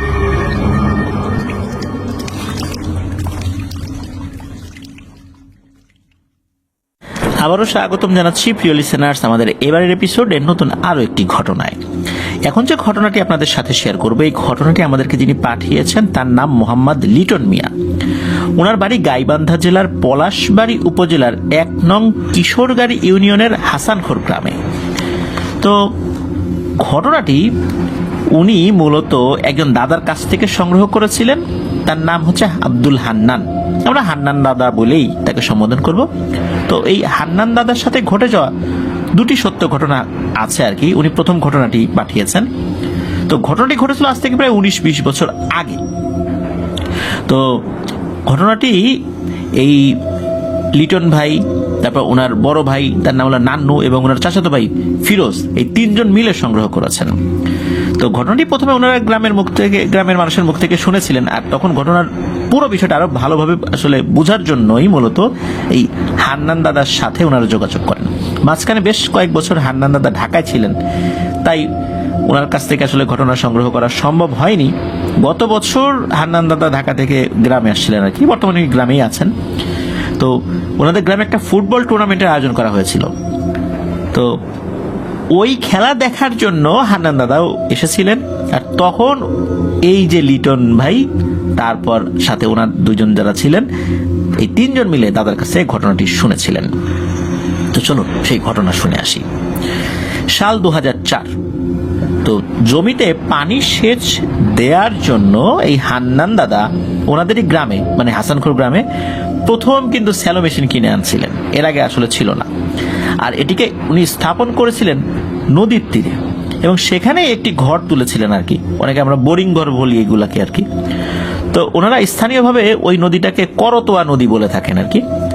তো এই হান্নান দাদা নিজের জমিতে পানি সেচ দেওয়ার পাশাপাশি অন্যের জমিতেও সেচ দিতেন। তো এই মেশিনটি ধানের সিজনে আসলে, মানে ধানের সিজনটা শুরু হওয়ার আগে স্থাপন করা হয়, আবার সিজন শেষ হলে ওই মেশিনটা আবার খুলে উনি বাড়িতে নিয়ে আসেন। আর স্বাভাবিকভাবেই ওই মেশিনটি পাহারা দেওয়ার জন্য মানুষের দরকার হয়। তো ঘটনার সুবিধার্থে বলে রাখা ভালো যে ওনাদের ওখানে নাকি 2টি শ্মশান রয়েছে, একটি হলো স্থায়ী আর একটা হলো অস্থায়ী। এই শ্মশান দুটির একটি থেকে অপরটির দূরত্ব পায়ে হেঁটে 10 থেকে 15 মিনিটের রাস্তা। আর মেশিনটি স্থাপন করা হয় এই 2টি শ্মশানের মধ্যবর্তী কোনো একটা জায়গায়। তো মেশিন ঘর থেকে 2 শ্মশানে যেতে প্রায় সমান সময় লাগে, প্রায় 5 থেকে 7 মিনিট আর কি। তো অস্থায়ী যে শ্মশানটি যেই জায়গায় আছে আর কি, ওই জায়গাটিকে স্থানীয়ভাবে মাগুরজানি বলা হয় আর কি। এই মাগুরজানি জায়গাটিতে লাশ দাহ করার পাশাপাশি 2-1টি লাশ কিন্তু দাহ না করে মাটিতে দাফন করা হয়। কারণ হিন্দু সম্প্রদায়ের কিছু কিছু নিয়ম অনুযায়ী মূলত এটা করা হয়। একটি মহিলা যমজ বাচ্চা সহ মারা গিয়েছিলেন, সেই মহিলাকে এখানে দাফন করা হয়েছিল। বর্তমানে অবশ্য এই মাগুরজানির এই শ্মশানটি ব্যবহার করা হয় না, আশেপাশের জমিগুলো এখন চাষাবাদ করা হচ্ছে। তো ওই হান্নান দাদা প্রথম দিকে নিজেই এই মেশিন পাহারা দিতেন, আর যাওয়া আসা তো করতেনই সবসময়। তো যাওয়া আসা করার সময় এই মাগুরজানির মধ্য দিয়েই তাকে যেতে হতো। তো দাদা মূলত সন্ধ্যার পর রাতের খাবার খেয়ে 3 ব্যাটের একটি লাইট নিয়ে ওই মেশিন পাহারা দেওয়ার উদ্দেশ্যে বাইরে বের হতেন। তো একদিন যাওয়ার সময় তিনি দেখতে পান যে একটি মহিলা তার 2টি বাচ্চা ওই মাগুরজানির যেই জায়গাটা আর কি, ওইখানে একটা ড্রেনের মতো জায়গা আছে আর কি একটা জায়গায়। তো ওখানে একটা মহিলা 2 বাচ্চাকে গোসল করাচ্ছে। তো উনি বলে, এত রাতের বেলা বাচ্চা গোসল করাও কেন, ঠান্ডা লাগবে তো, যাও নিয়ে যাও। তো উনি এটা বলে আবার ওখান থেকে চলে আসছেন আর কি। আর উনি তো অত্যন্ত সাহসী মানুষ, প্যারানরমাল বিষয় বা এমনি সাধারণ বিষয় সব কথা ওনার কাছে একই রকম মনে হতো বা সাধারণ মনে হতো আর কি। তো আর টুকটাক ছোটখাটো ঘটনা ওনার সাথে ঘটতো বিভিন্ন সময়, উনি দেখেছেন, যার কারণে এগুলো খুব একটা পাত্তা দিতেন না, ভয়ও পেতেন না। তো দাদা মাঝে মাঝে কিন্তু ওই পথ দিয়ে যাওয়ার সময় দেখেছেন যে স্বাভাবিক আকৃতির থেকেও অনেক বড় আকৃতির কুকুর তার যাওয়ার পথে দাঁড়িয়ে আছে। তো কখনো কখনো দেখছেন যে অনেক বড় আকৃতির কুকুর মারামারি করে ক্ষেত নষ্ট করে ফেলছে। তো এগুলো কিন্তু উনি বুঝতে পারতেন যে এগুলো আসলে কিছুই না।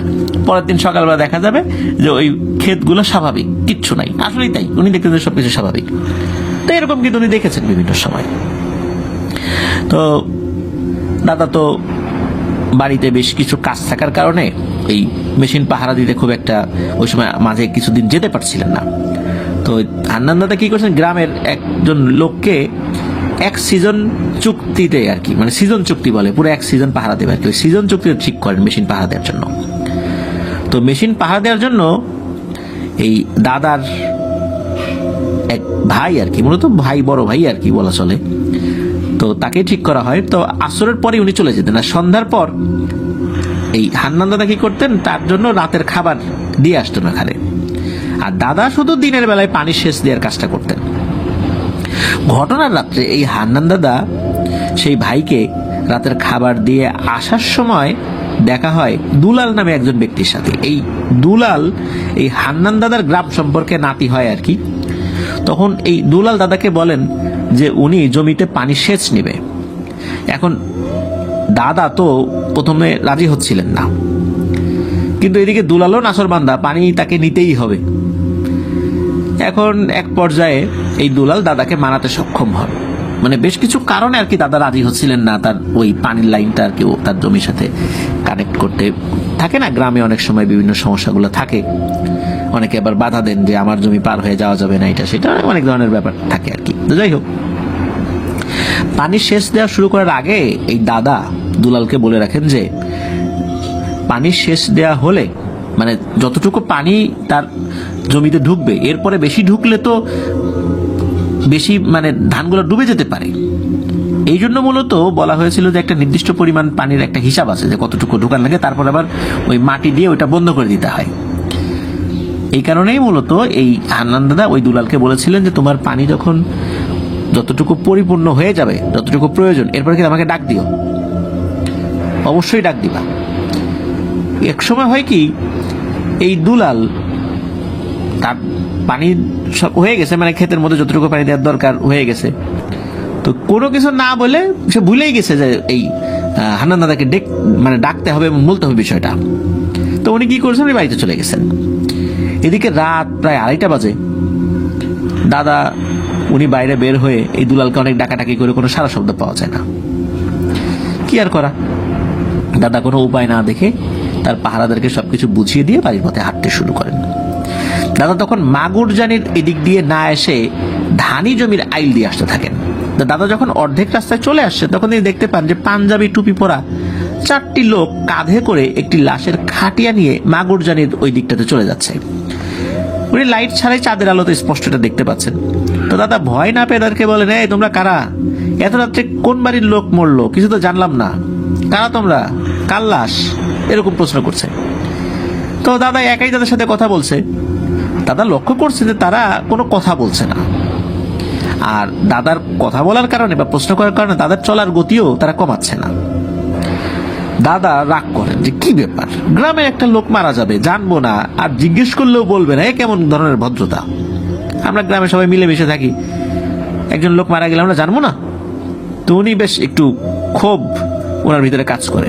উনি বেশ তাড়াতাড়ি হেঁটে এগিয়ে গেছেন যেদিকে ওই খাটিয়াটা নিয়ে যাচ্ছিল। তো উনি গিয়ে করছেন খাটিয়ার একটা হাতল আর কি, মানে 4জন লোক তো 4টা হাতল ধরে রেখেছে, কিন্তু একজন ধরার পরেও তো বেশ খানিকটা হাতল বাইরে বেরিয়ে থাকে। তো উনি একটা মানে এই হাতল টেনে ধরেছেন, এই দাঁড়াও, কই যাও, বলো কার লাশ, এভাবে কথা না বলে চলে যাচ্ছ কেন। উনি শরীরের সমস্ত শক্তি দিয়ে টেনে ধরেছেন, কিন্তু দেখছে যে তার শক্তি কোনো কাজেই আসছে না, তারা তাদের গতিতেই হেঁটে যাচ্ছে, আর উনি কোনোভাবেই মানে এক চুল পরিমাণ তাদেরকে থামাতে পারেন নাই। এরপর কি হয়, দাদা তাদের পেছন দিকে দৌড়াতে থাকেন, মানে পেছন পেছন দৌড়াচ্ছেন, আর তাদের হাঁটার গতি হঠাৎ করেই বেড়ে যায়। দাদা কিন্তু দৌড়ে তাদের হাঁটার সাথে পারছেন না।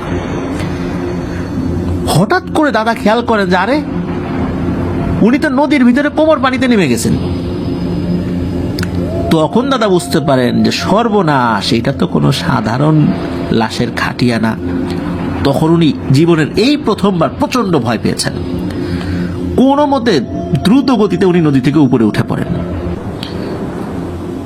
দাদার শরীরে প্রচন্ড জ্বর আসছিল, 7 দিন সেই জ্বর ছিল, কোনো ওষুধ খেয়েও কাজ হয়নি।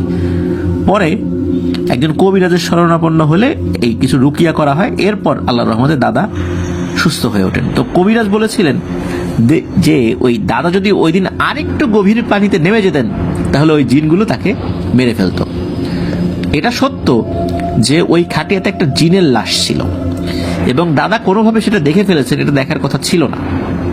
মূলত ওরা ওই খাটিয়াটা নিয়ে চলে যাচ্ছিল, তাদের মন টন খারাপ ছিল, আর দাদা বারবার পেছন থেকে বলছিল ওদের খুব রাগ হচ্ছিল। তবে এটা সত্য যে ওরা নদী পার হয়েই নদীর উপর দিয়ে হাঁটতে হাঁটতে চলে গিয়েছিল, তখন দাদা নেমে গিয়েছিলেন।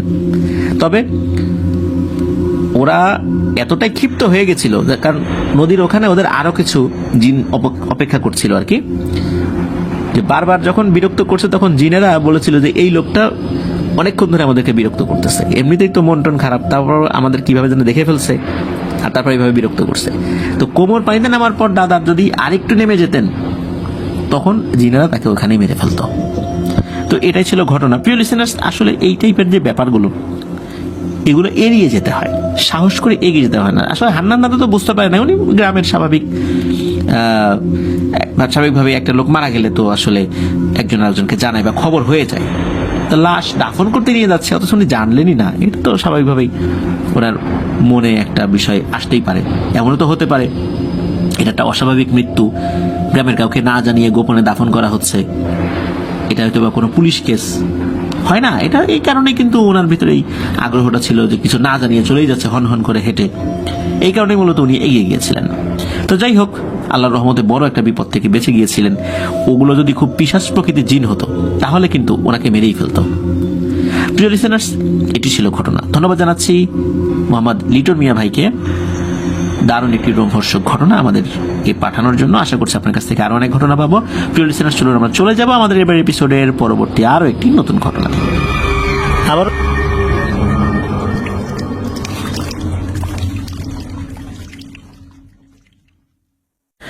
আবারও স্বাগতম জানাচ্ছি প্রিয় লিসেনার্স আমাদের 128তম এপিসোডের নতুন আরো একটি ঘটনায়।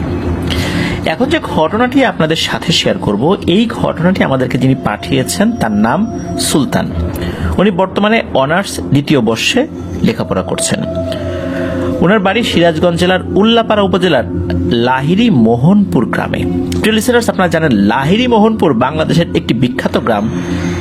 এই গ্রামে এত পরিমাণ গরুর দুধ উৎপন্ন হয় আল্লাহর অশেষ রহমতে যে ওই গ্রামে প্রচুর পরিমাণ মিষ্টান্ন দ্রব্য কিন্তু তৈরি হয়। লাহিড়ী মোহনপুর গ্রামের মিষ্টি কিন্তু বাংলাদেশে খুব বিখ্যাত।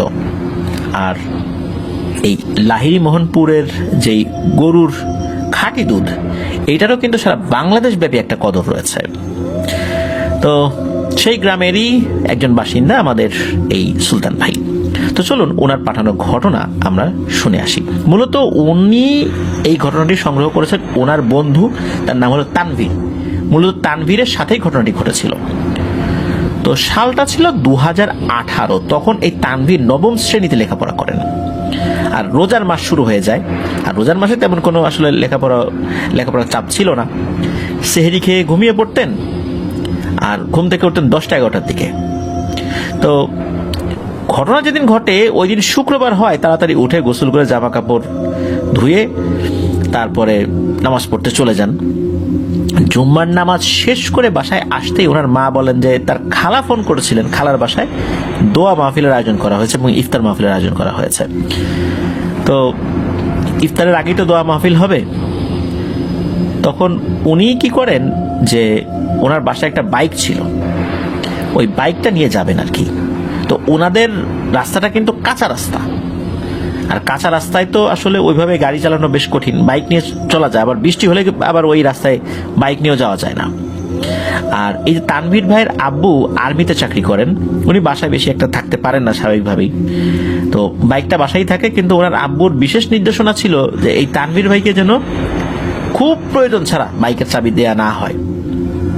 এখন যেহেতু রমজান মাস, এই পায়ে হেঁটে এতটা পথ যাবেন রোজা রেখে, এই কারণেই ওনাকে বাইকের চাবিটা দেওয়া হয়েছিল। তো উনি বাইক নিয়ে বাইরে বের হয়েছেন। যদিও বা ওই সময় বৃষ্টি ছিল না, তবে আকাশের অবস্থা এমন ছিল যে বৃষ্টি হতে পারে। তো ওনারা যে এলাকায় যাচ্ছেন সেই এলাকাটার বর্ণনা একটু দেওয়া দরকার। মোহনপুর বাজার থেকে উধুনিয়া নামক আর একটা বাজারে যেতে হয়, প্রায় 6 কিলোমিটার রাস্তা আর কি। রাস্তা তখন কাঁচা ছিল আর কি, ওই সময় প্রেক্ষাপট বলছি 2018। বৃষ্টি হলে তো ওই রাস্তা দিয়ে হেঁটে আসাও দুষ্কর হয়ে পড়তো আর কি ওই সময়। যেহেতু তখন বৃষ্টি ছিল না, তাই উনি তো বাইক নিয়ে বের হয়েছেন। তো মোহনপুর থেকে উধুনিয়া যাওয়ার রাস্তায় পাঙ্গাসি নামে একটা গ্রাম আছে। ওই গ্রাম পর্যন্ত পাকা রাস্তা। মোহনপুর থেকে পাঙ্গাসির দূরত্ব 3 কিলো, আর যে বাদ বাকি 3 কিলোমিটার রাস্তা সেটা কাঁচা। উধুনিয়া পর্যন্ত। পাঙ্গাসি থেকে মোটামুটি 10 মিনিট বাইক চালালেই একটা 3 মাথা রাস্তা রয়েছে। একটি রাস্তা গেছে উধুনিয়ার দিক, আর একটা রাস্তা গেছে অন্য গ্রামের দিকে। তো ওই যে 3 রাস্তার মাঝখান, ওইখানে একটা বট গাছ রয়েছে। সেই বট গাছে নাকি অনেকেই গলায় ফাঁস দিয়ে আত্মহত্যা করেছিলেন বলে শোনা যায়। যে সর্বপ্রথম ফাঁস নিয়েছিল তার নাম ছিল সেলিম, আর এই সুবাদে ওই জায়গার নাম হয়ে গিয়েছে সেলিম মোড়া। যাই হোক, বিভিন্ন সময়ে এমন রোমহর্ষক এবং নৃশংস ঘটনা নাকি ঘটেছে যে মানুষকে নৃশংসভাবে সেখানে হত্যা করা হয়েছে এই সেলিম মোড়া নামক স্থানে। তো উনি গাড়ি নিয়ে বটগাছটা পার হয়ে উধুনিয়া বাজারে চলে আসেন। বাজারটা পার হলেই একটা কবরস্থান, আর ওই কবরস্থানের পাশ দিয়ে একটা রাস্তা রয়েছে। সেই রাস্তা দিয়ে মূলত ওনার খালার বাড়িতে যেতে হয়। তো উনি ওনার খালার বাড়িতে যাওয়ার আগে যে রাস্তা দিয়ে যাবেন, সেই রাস্তাটা হলো 2 দিকে ধানি জমি, মাঝখান দিয়ে হেঁটে যাওয়ার মতো কাঁচা রাস্তা রয়েছে। সেই ধানি জমির মাঝখান দিয়ে মোটামুটি 20 থেকে 25 মিনিট গাড়ি চালালে ওনার খালার বাড়ি। তো উনি ধানি জমির মাঝখান দিয়ে রাস্তা দিয়ে গাড়ি চালিয়ে সরাসরি চলেও আসেন তার খালার বাড়িতে। আসার আগে ছোট্ট একটা বাজার বসে, বাজার বলতে 2-4টা দোকান আর কি। যারা ওই এলাকায় আছেন তারা হয়তো বা চিনবেন এটা। তো সেই দোকানের পাশেই গাড়ি রেখে খালার বাড়ির দিকে হাঁটা দিয়েছেন, 2-3 মিনিটের হাঁটার রাস্তা আর কি। তো ওই দোকান থেকেই ওই বাড়ি দেখাও যায়। তো ওনার খালার বাসায় বিকাল 5টার দিকে এসে পৌঁছেছেন, যেহেতু ইফতারের আগেই এই দোয়া মাহফিলটা। তো উনি ওখানে এসে মোটামুটি সবকিছু ঠিকঠাক মতো শেষ করেন। তো যখন উনি মাগরিবের নামাজ পর আরো কিছু খাওয়া দাওয়া করে বের হবেন, তখন ওনার খালার টিফিন বাটিতে ওনার মায়ের জন্য বেশ কিছু তরি তরকারি দিয়ে দেন আর কি। তো উনি যখন এগুলো নিয়ে বের হবেন, তখন দেখলেন যে বাইরে গুড়ি গুড়ি বৃষ্টি শুরু হয়েছে। তখন খালা বলে ওঠেন যে বাইক নিয়ে যাবি, বাইক তো রেখে আসিস ওইখানে, তো এখন জোরে বৃষ্টি এসে তো বাইক নিয়ে যেতে পারবি না, এর থেকে ভালো হয় আজকে থাক, আজকে যাওয়ার দরকার নেই। তো উনি বলেন যে না, উনি চলে যাবেন আর কি। তো যাই হোক, এদিকে খালাবার জোরাজোরি করেন নাই, কারণ বাড়িতে পুরুষ লোকের সংকট ছিল, বাড়িতে একা একা থাকতে তো আবার সমস্যা, তার বোন। এই কারণে কিন্তু নিজের বোনের নিরাপত্তার কথা চিন্তা করে উনি আর বেশি জোরাজোরি করেন নাই। এই জন্য তার ভাগিনাকে বললেন যে যা বাবা, তুই যেতে চাচ্ছিস যা। তো যাই হোক, এদিকে বাইকটা যেখানে রেখে গিয়েছিলেন ওইটা তো এই গুড়ি গুড়ি বৃষ্টির কারণে ভিজে আছে। তো উনি মোটামুটি একটু কাপড় দিয়ে এটা মুছে নিয়ে এই বাইকটা স্টার্ট দিয়ে রওনা দিয়েছেন। যখন উনি রওনা দিচ্ছিল তখন কিন্তু এশার আজান শেষ হয়ে গেছে, আর তখন তারাবি পড়ার জন্য অনেক লোকজনও আসছে মসজিদে, দেখা যাচ্ছে আর কি। আকাশ তখন মেঘে পরিপূর্ণ, চারদিকে তখন ঘুটঘুটে অন্ধকার। ওই রাস্তায় যখন উনি চলা শুরু করেছেন, উনি ছাড়া আর কেউ নেই। ওই যখন ওই মেঠো পথে উনি রওনা দিয়েছেন, তো হেডলাইটের আলোতে শুধু রাস্তাটাই দেখা যাচ্ছে, দুদিকে ধানি জমি। আর এই টিফিন বাটিটা পাশের হ্যান্ডেলে একটা ব্যাগে ঝুলিয়ে রেখেছেন। তো কাদা মাটি ছিল, তো গাড়ি স্লিপ করবে ভেবে উনি আস্তে আস্তে গাড়ি চালিয়ে আসছেন। তো মাটির রাস্তায় কিন্তু ছোট বড় অনেক গর্ত থাকে, তো উনি দেখে শুনে আসছিলেন আর কি, চেষ্টা করছেন দেখে শুনে আসার জন্য। হঠাৎ করে ওনার গাড়ির চাকা একটা গর্তে আটকে যায়। তো লোকালয় থেকে তো মোটামুটি বেশ দূরেই চলে আসছেন। তো উনি এত ওঠানোর চেষ্টা করছেন, কিন্তু ওনার ওই গাড়ির পেছনের চাকা ওই গর্ত থেকে উঠছেই না। আজব ব্যাপার হলো, সেখান থেকে গাড়ি 1 ইঞ্চি নড়ছেও না, শুধু গাড়ির পেছনের চাকা ঘুরছে। ইতিমধ্যে বৃষ্টি আস্তে আস্তে বেড়ে যাচ্ছে। তো উনি এত চেষ্টা করছেন, গাড়ি তো নড়ছে না। উনি ভাবলেন যে হয়তো বা কাদামাটির কারণে গাড়ি স্লিপ খাচ্ছে, ওই গাড়ি থেকে নেমে একটু ধাক্কা দিলেই মনে হয় গাড়িটা উঠে পড়বে। তো যেই ভাবে সেই কাজ, উনি গাড়ি থেকে নেমে গাড়ির হ্যান্ডেল ধরে যেই না পেছনের দিকে একটু তাকিয়েছেন, তখন ওর পুরো শরীর ঠান্ডা হয়ে যায়। এমন একটা দৃশ্য দেখবেন উনি কল্পনাও করেননি। উনি দেখেন কালো ছোট বামন আকৃতির একটা লোমশ জিনিস ওনার গাড়ির পেছনে যে ক্যারিয়ারটা থাকে, বাইকের পেছনে ক্যারিয়ার থাকে আর কি, ওই একদম সিটের শেষ দিকে সেই ক্যারিয়ার ধরে রেখেছে এবং ধরে নিচ দিকে তাকিয়ে আছে। মানে ওনার দিকে তাকিয়ে আছে, বিষয়টা এরকম না, মাটির দিকে তাকিয়ে আছে। হঠাৎ করে এমন দৃশ্য দেখায় ওনার পায়ের নিচের মাটি ছিল না। এ কি বিভৎস দৃশ্য, এগুলো কি সহ্য করার মতো হয়? আর ওই যে হাত দিয়ে ধরে রেখেছে, উনি বুঝতে পারছে যে হাতগুলো লোমে ভরা, এতটুকু উনি বুঝতে পারছিলেন। উনি তো আল্লাহর নামে চিৎকার দিয়ে হুন্ডাটা মানে বাইকটা দিয়েছেন ছেড়ে দিয়ে সামনের দিকে আগানোর চেষ্টা করছে। এখন রাস্তা তো এটা স্বাভাবিক রাস্তা নাই যে উনি দ্রুত চলে আসবেন, কাটামাটির মতো হয়ে গেছে আর কি বৃষ্টির কারণে, দ্রুত চাইলে তো দৌড়াতে পারবেন না, ঠাস করে পড়ে যাবেন। তো উনি আবার পেছন দিকে তাকিয়েছেন, তাকিয়ে একটা অদ্ভুত জিনিস দেখেন। উনি দেখেন বাইকটা উনি ছেড়ে দিল, ওটা কিন্তু পড়ে যায় নাই মাটিতে, ওইটা ওই রকমই আছে, মানে একদম সোজা, মনে হচ্ছে বাইকটা কেউ ধরে রেখেছে। আর উনি একটা জিনিস খেয়াল করলেন যে ওই যে অবয়বটা, ওইটা কিন্তু ওইভাবেই ধরে রেখেছে পেছনে হাত দিয়ে বাইকটা, কিন্তু ওই জিনিসটা ওনাকে কিছু বলছেও না, আর তার উপর হামলাও করছে না। এদিকে ওনার মুখ দিয়ে তো কোনো কথাও বের হচ্ছে না। উনি আবার বাইকটা রেখে চলে আসবেন এইটাও চিন্তা করছেন, আবার পিছন দিকে তাকিয়েও আছেন। কিছুটা পথ এগিয়ে হঠাৎ করে ওই অবয়বটা মাথাটা উপরের দিকে প্রথমবারের মতো তাকায়, আর তাকায় ওনার দিকে, এই তানভীর ভাইয়ের দিকে। তো তানভীর ভাই দেখেন খুবই বিভৎস এক চেহারাটা রক্ত লাল, অন্ধকারেও বোঝা যাচ্ছে সেটা, মনে হচ্ছে তার মুখের উপর হালকা কেউ আলো ফেলেছে, যার কারণে ওটা বোঝা যাচ্ছে। আসলে কেউ আলো ফেলে না, কিন্তু এরকম মনে হচ্ছে। আর চেহারাটা অতটা বোঝা না গেল, মানে হালকা বোঝা যাচ্ছে আর কি, যতটুকু আলো মনে হচ্ছে আর কি তার মুখের উপরে।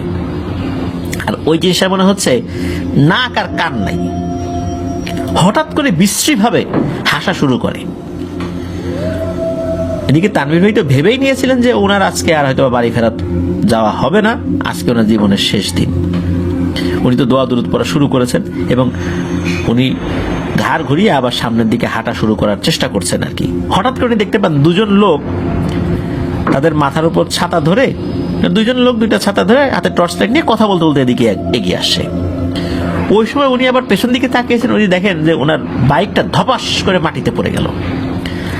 আর ওই যে বামন আকৃতির জিনিসটা, ওটা মনে হলো টিকটিকি যেভাবে মানে চার পা দিয়ে হামাগুড়ি দিয়ে যায় না, মনে হলো ওই বামন আকৃতির জিনিসটা হামাগুড়ি দিয়ে চার পা ছড়িয়ে হামাগুড়ি ধান ক্ষেতের ভিতরে ঢুকে গেল, পাশের রাস্তায় ধান ক্ষেতের ভিতরে ঢুকে গেল।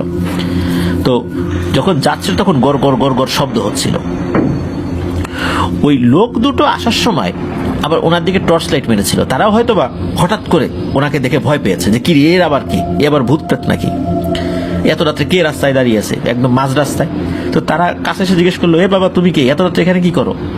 তখন উনি আর এই ভয়ের ঘটনা বললেন না, উনি বললেন যে আমি তো খালার বাড়ি থেকে আসছিলাম, মোহনপুর যাব, রাস্তায় স্লিপ করে গাড়ি নিয়ে পড়ে গেছি। তো তারা কিছু জিজ্ঞেস না করে ওনার বাইকটা দুজন মিলে তুলে দিলেন, উনিও হেল্প করলেন, তানভীর হেল্প করলেন। তখন কিন্তু এই বাইকটা পুরো কাদা দিয়ে মাখামাখি হয়ে গেছিল, এমন একটা অবস্থা।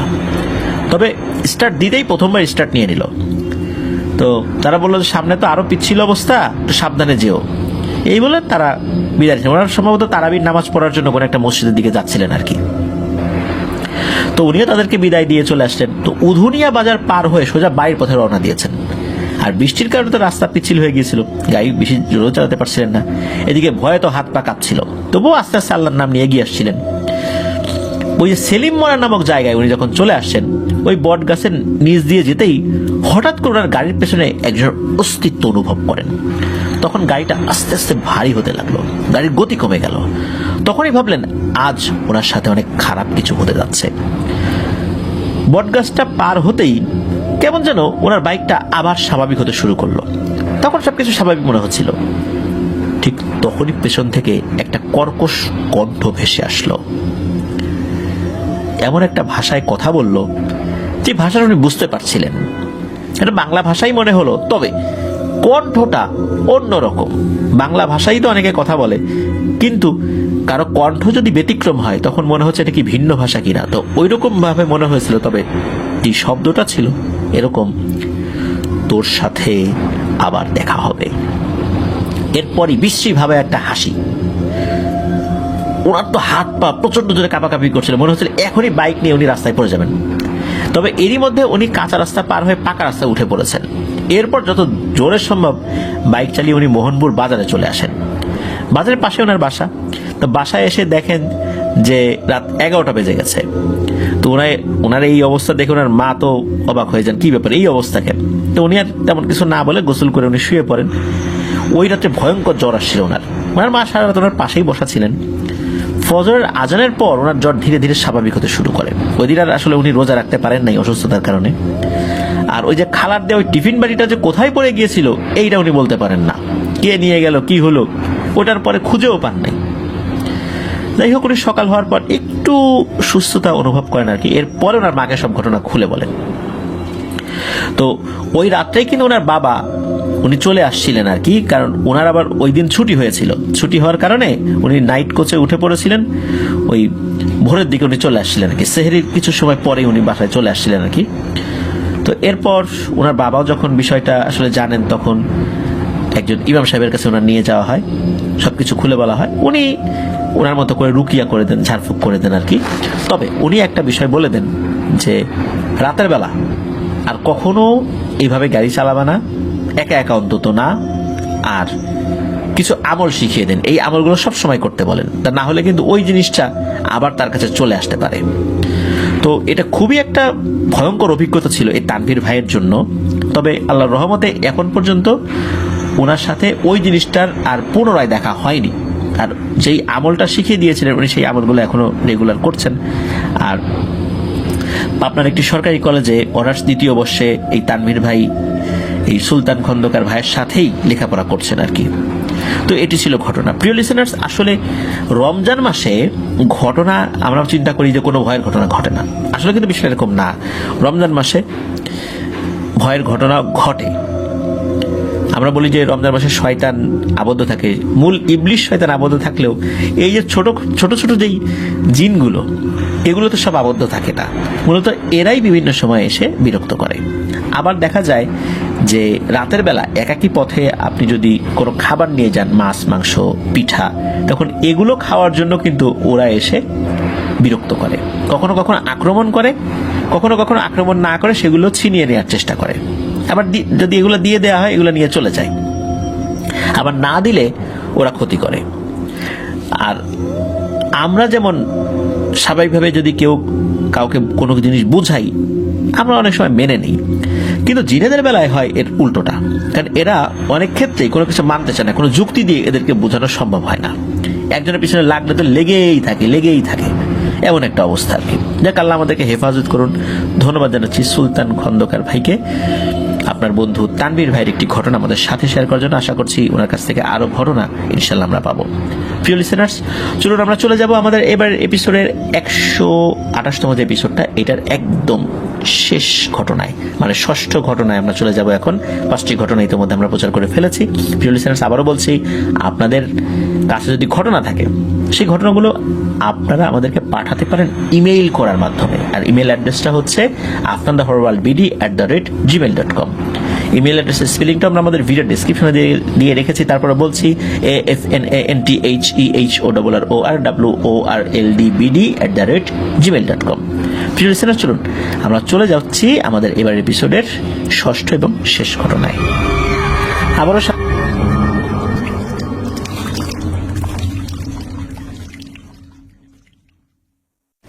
প্রিয় লিসেনার্স, চলে এলাম আমাদের 128 নম্বর এপিসোডের ষষ্ঠ এবং শেষ ঘটনায়। এখন যে ঘটনাটি আপনাদের সাথে শেয়ার করতে যাচ্ছি, এই ঘটনাটি আমাদেরকে যিনি পাঠিয়েছেন তার অনেকগুলো ঘটনা কিন্তু ইতিমধ্যে আমরা প্রচার করেছি। তার নাম হচ্ছে শিহাব, নারায়ণগঞ্জের বন্দর এলাকায় ওনার বসবাস।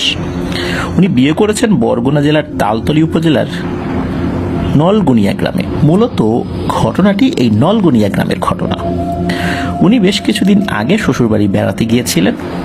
সাধারণত প্রায় 1 বছর পর পর বেড়াতে যান। তো উনি যখন বেড়াতে গিয়েছিলেন, ওনাদের যে গ্রামটা, মানে শ্বশুরবাড়ির যে গ্রামটা, ওই গ্রামের আগে একটা স্ট্যান্ড রয়েছে। সেখানে সাধারণত ওনার সুমন্দি যিনি, তিনি ওনাকে রিসিভ করার জন্য আসেন। কিন্তু উনি যখন যাওয়ার পরে শুনলেন যে উনি নাই, অন্যজন আসছেন। তো যখন জিজ্ঞেস করা হলো যে কি ব্যাপার, সুমন্দি কোথায়, তখন যিনি আসছেন তিনিও তারই আত্মীয়, মানে শিহাব ভাইয়ের আত্মীয়, শ্বশুরবাড়ির দিককার আত্মীয়, বললেন যে ভাই তো পিশাচের সাথে মারামারি করে হাত পা ভেঙে ঘরে শুয়ে আছে। পিশাচের সাথে মারামারি করে হাত পা ভেঙে ঘরে শুয়ে আছে মানে কি, বলে চলেন তার মুখ থেকে সবকিছু শুনেন। তো যাই হোক, যখন শ্বশুরবাড়িতে গেছেন দেখা গেল যে তার সুমন্দি 1 হাত 1 পা ভাঙা, বিছানায় শয্যাশায়ী। তো আলাপচারিতায় একটি ভয়ঙ্কর ঘটনা উঠে আসে। সেই ঘটনাটি মূলত এখন আপনাদের সাথে শেয়ার করতে যাচ্ছি। ঘটনাটি খুব বেশি দিন আগের না, মোটামুটি রিসেন্ট ঘটনাই বলা চলে। তো এই যে ওনার যে সুমন্দি, তো এই সুমন্দির একটা নেশা, মানে এটা পেশা না নেশা, সেটা হলো ওনাদের বাড়ির কাছে একটা নদী আছে। তো ওই নদীটা হলো পায়রা নদীর শাখা। তো ওখানে প্রতিদিন মাছ ধরা, বিশেষ করে রাতের বেলা হোক দিনের বেলা হোক, যখন যেরকম সুবিধা হয় তখনই উনি ধরেন। রাতের বেলা একটু বেশি ধরেন আর কি। তো ওইখানে ওই নদীর 3 মোহনা বলে একটা জায়গা আছে। মূলত এটা 3টা মোহনা না, মোহনা তো বলে 3টা নদী এক জায়গায় এসে যেখানে মিলিত হয়েছে, কিন্তু ওইটা মূলত ওই শাখা নদীটাই 3 দিকে ভাগ হয়ে গেছে। অনেকে ওইটাকে 3 নদীর মোহনা বলে। তো ওই জায়গাতে মাছ মোটামুটি ভালোই পাওয়া যায়। নদী যে খুব গভীর বিষয়টা এরকম না, খুবই ছোট নদী। আর ওই গ্রামে ঢোকার জন্য ওই নদীর উপর দিয়েই একটা সাঁকর মতো আছে, ওটা দিয়ে পার হয়ে ঢুকতে হয়। তো ওইখানে তো উনি প্রতি রাত্রে মাছ ধরেন। আর এই যে শিহাব ভাইয়ের শ্বশুর যিনি, উনিও কিন্তু খুব ভালো মানের একজন কবিরাজ। এই জিন ভূত তাড়ানোতে উনি বেশ সিদ্ধহস্ত আর কি।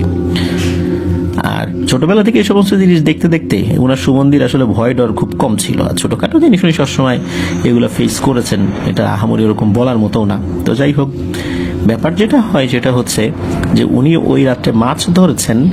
মাছ ধরার পর উনি যখন ফেরত আসছিলেন, হঠাৎ করে মনে হলো ওনার পেছন পেছন কেউ হেঁটে আসছে। তো পেছন দিকে তাকিয়েছেন, দেখেন কেউ নেই। তখন উনি তো বুঝতে পেরেছেন যে এরকম কোনো একটা ব্যাপার হতে পারে, তার মাছ খাওয়ার জন্য কোনো মেছো পিশাচ পিছু নিয়েছে। তো উনি ওনার মতো করে হাঁটছেন, এগুলোর সাথে তো উনি পরিচিত। কিছুক্ষণ পর হঠাৎ করে পেছন থেকে তার নাম ধরে ডাকছে এবং নাকি নাকি সুরে বলছে, হ্যাঁ রে, আজকে তো বেশ ভালোই মাছ পাইলি, দে দে আমাকে 2টা মাছ দিয়ে যা। তখন উনি আবার উল্টো দিকে মুখ না করেই, মানে মুখ সোজা রেখেই বলছেন, এই এখান থেকে ভাগতো, কোনো মাছ টাছ পাবি না, যা। পিছন থেকে আবার বলছে, আরে দে না রে বাবা, 2টা মাছ দিয়ে যা। উনি বলছেন কোনো মাছ পাবি না। তো এরকম করতে করতে বারবার চায়, উনি না করে, এরকম করতে করতে বাড়ি পর্যন্ত চলেও আসছেন। তো ওনার বাড়িতে ঢোকার আগেই ছোট ছোট 2টা তাল গাছ পড়ে, মানে বড় না, ছোট, মানে খুব বেশি বয়সও নয় তাল গাছের। তো উনি দেখেন ওই 2টো পাশাপাশি তাল গাছে 2 পা দিয়ে কুজো হয়ে একটা অবয়ব, মহিলা অবয়ব, এটা বোঝা যাচ্ছে, এটা দাঁড়িয়ে আছে বেশ খানিকটা কুজো হয়ে। তখন এই শিহাব ভাইয়ের যিনি আর কি সুমন্দি, তাকে বলছেন যে, এই তোর কাছে এতবার করে মাছ চাইলাম, তোর কানে গেল না, এখন তোর সবগুলো মাছ দিবি, এই ব্যাগ রেখে তারপর বাড়ি ঘরে ঢুকবি। তখন উনি আবার বলতেছে যে, তোর ওই সময় দিলাম না, এখন আমি বাড়ির কাছে এসে মাছ দেব, আমার বাপকে তা তো চিনিস, তাড়াতাড়ি এখান থেকে ভাগ, আর এত যদি সাহস থাকে তোর সাথে আমি মারামারি করবো। যেই না এটা বলছে, উনি দেখেন যে লাফ দিয়ে ওই জিনিসটা তাল গাছ থেকে নিচে নামছে। আর নিচে নেমে ওনার সামনে না পড়ে হয়েছে কি, শাঁ করে, মানে বাতাসের সাথেই মনে হলো যে শাঁ করে ঘুরে ওনার পিঠের উপরে, মানে ঘাড়ের উপর ধরাম করে বসছে।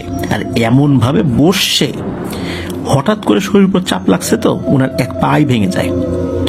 আর তারপরেই ওনাকে আঘাত করতে থাকে। খুব বেশি আঘাত আসলে করার সুযোগ পায় না ওই পিশাচিনিটা, কারণ এর মধ্যে ওই জায়গার পাশেই আর একটা ঘর ছিল।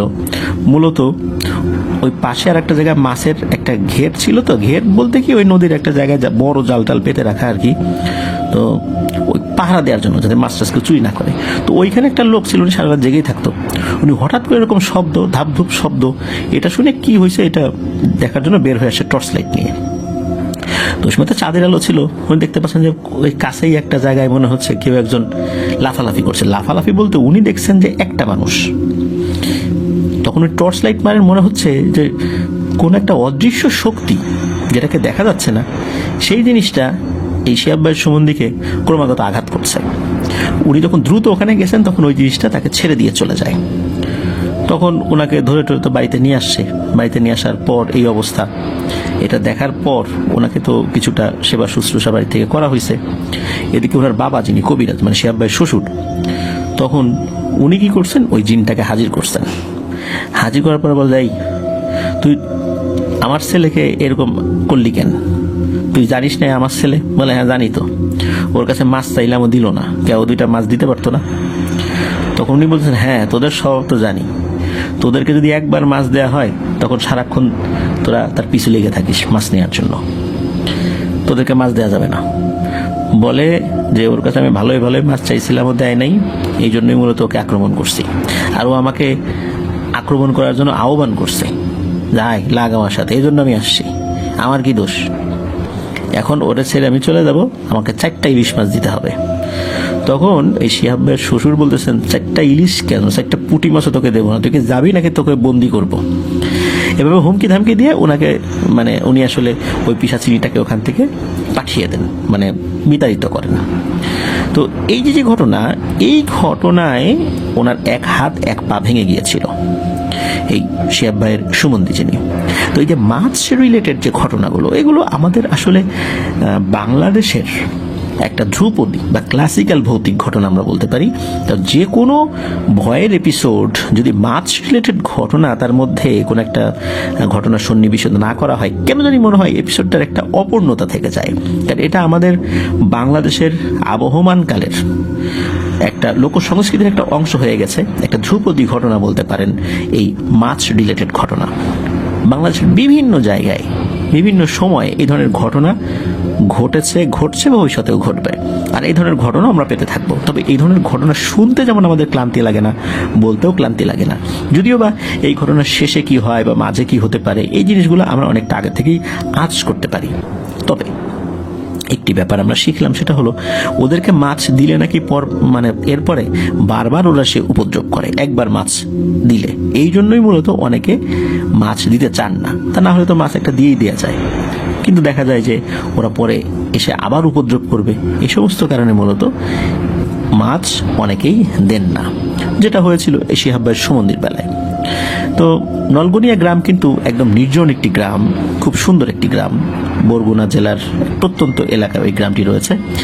তো অনেকেই হয়তোবা নলগনিয়া গ্রামের লিসেনার আছেন, তারা কিন্তু চাইলে সেই 3 নদীর মোহনা, আসলে 3 নদীর মোহনা না, একটা নদী 3 ভাগে ভাগ হয়ে গেছে, ওই জায়গার ছবিটা আমাদেরকে দিতে পারেন। আর ওই গ্রামের আরও ঘটনা থাকলে আমাদের সাথে শেয়ার করতে পারেন। প্রিয় লিসেনার্স, ধন্যবাদ জানাচ্ছি যারা আমাদের এবার এপিসোডে ঘটনাগুলো পাঠিয়েছেন। আরও ধন্যবাদ জানাচ্ছি তাদেরকে যারা কষ্ট করে সময় নিয়ে আমাদের এপিসোডটা শুনলেন। প্রিয় লিসেনার্স, আপনাদের সহযোগিতা পেলে ইনশাআল্লাহ আল্লাহর রহমতে আমরা অনেকটা পথ এগিয়ে যেতে পারবো। এই জন্য বলি, বেশি বেশি করে আমাদের চ্যানেলের লিঙ্কটা শেয়ার করবেন, কারণ আমাদের সাবস্ক্রাইবার্স যত বাড়বে তাদের কাছ থেকে নতুন নতুন সত্য ভয়ের ঘটনাগুলো আমরা পেতে থাকবো। আর এরই মাধ্যমে আমরা কিন্তু অনেকটা সময় নিয়ে আপনাদেরকে ভয়ের বিনোদন দিতে পারবো। আর এই সমস্ত ভৌতিক বিনোদনের মাধ্যম দিয়ে আমরা আমাদের কিছু কিছু নীতি সুলভ কথা, আমাদের কিছু মূল্যবোধ, সেই জিনিসগুলো সরিয়ে দিতে চাই। ভয়ের ঘটনার জন্য আমাদের সাথে না ঘটে সেই ব্যাপারগুলো কিন্তু আমরা বিশ্লেষণ করার চেষ্টা করি, যাতে করে আমরা এই বিষয়ে সতর্ক থাকতে পারি। প্রিয় লিসেনার্স, আগামীকাল কিন্তু ফ্রাইডে স্পেশাল এপিসোড থাকছে আপনাদের সকলের প্রিয় সাংবাদিক এনামুল হক আবির ভাই এবং হাফিজ ভাইয়ের পাঠানো 2টি ঘটনা নিয়ে। এপিসোডের শিরোনাম দাফন, শুনতে কিন্তু ভুলবেন না। আর শনিবার অমীমাংসিত রহস্য এপিসোড থাকছে, আর সোমবার 16ই ডিসেম্বর স্পেশাল এপিসোড থাকছে। আমার সংগ্রহ করা একটি ঘটনা থাকছে প্রথমেই, যেটা অপারেশন জ্যাকপটের সময় হয়েছিল। তারপর বাগেরহাটের তাহমিদ ভাইয়ের ঘটনা থাকছে, এছাড়া আরও একটি ঘটনা থাকছে। প্রিয় লিসেনার্স, আমার জন্য দোয়া করবেন, আমার পরিবারের জন্য দোয়া করবেন, আপনাদের জন্য দোয়া রইল, আপনাদের পরিবারের প্রত্যেকের জন্য দোয়া রইল। মহান আল্লাহ সুবহানাহু ওয়া তাআলা আমাদেরকে ভালো রাখুন, সুস্থ রাখুন, নিরাপদে রাখুন, আফনান দা হর ওয়ার্ল্ডের সাথে রাখুন। আসসালামু আলাইকুম।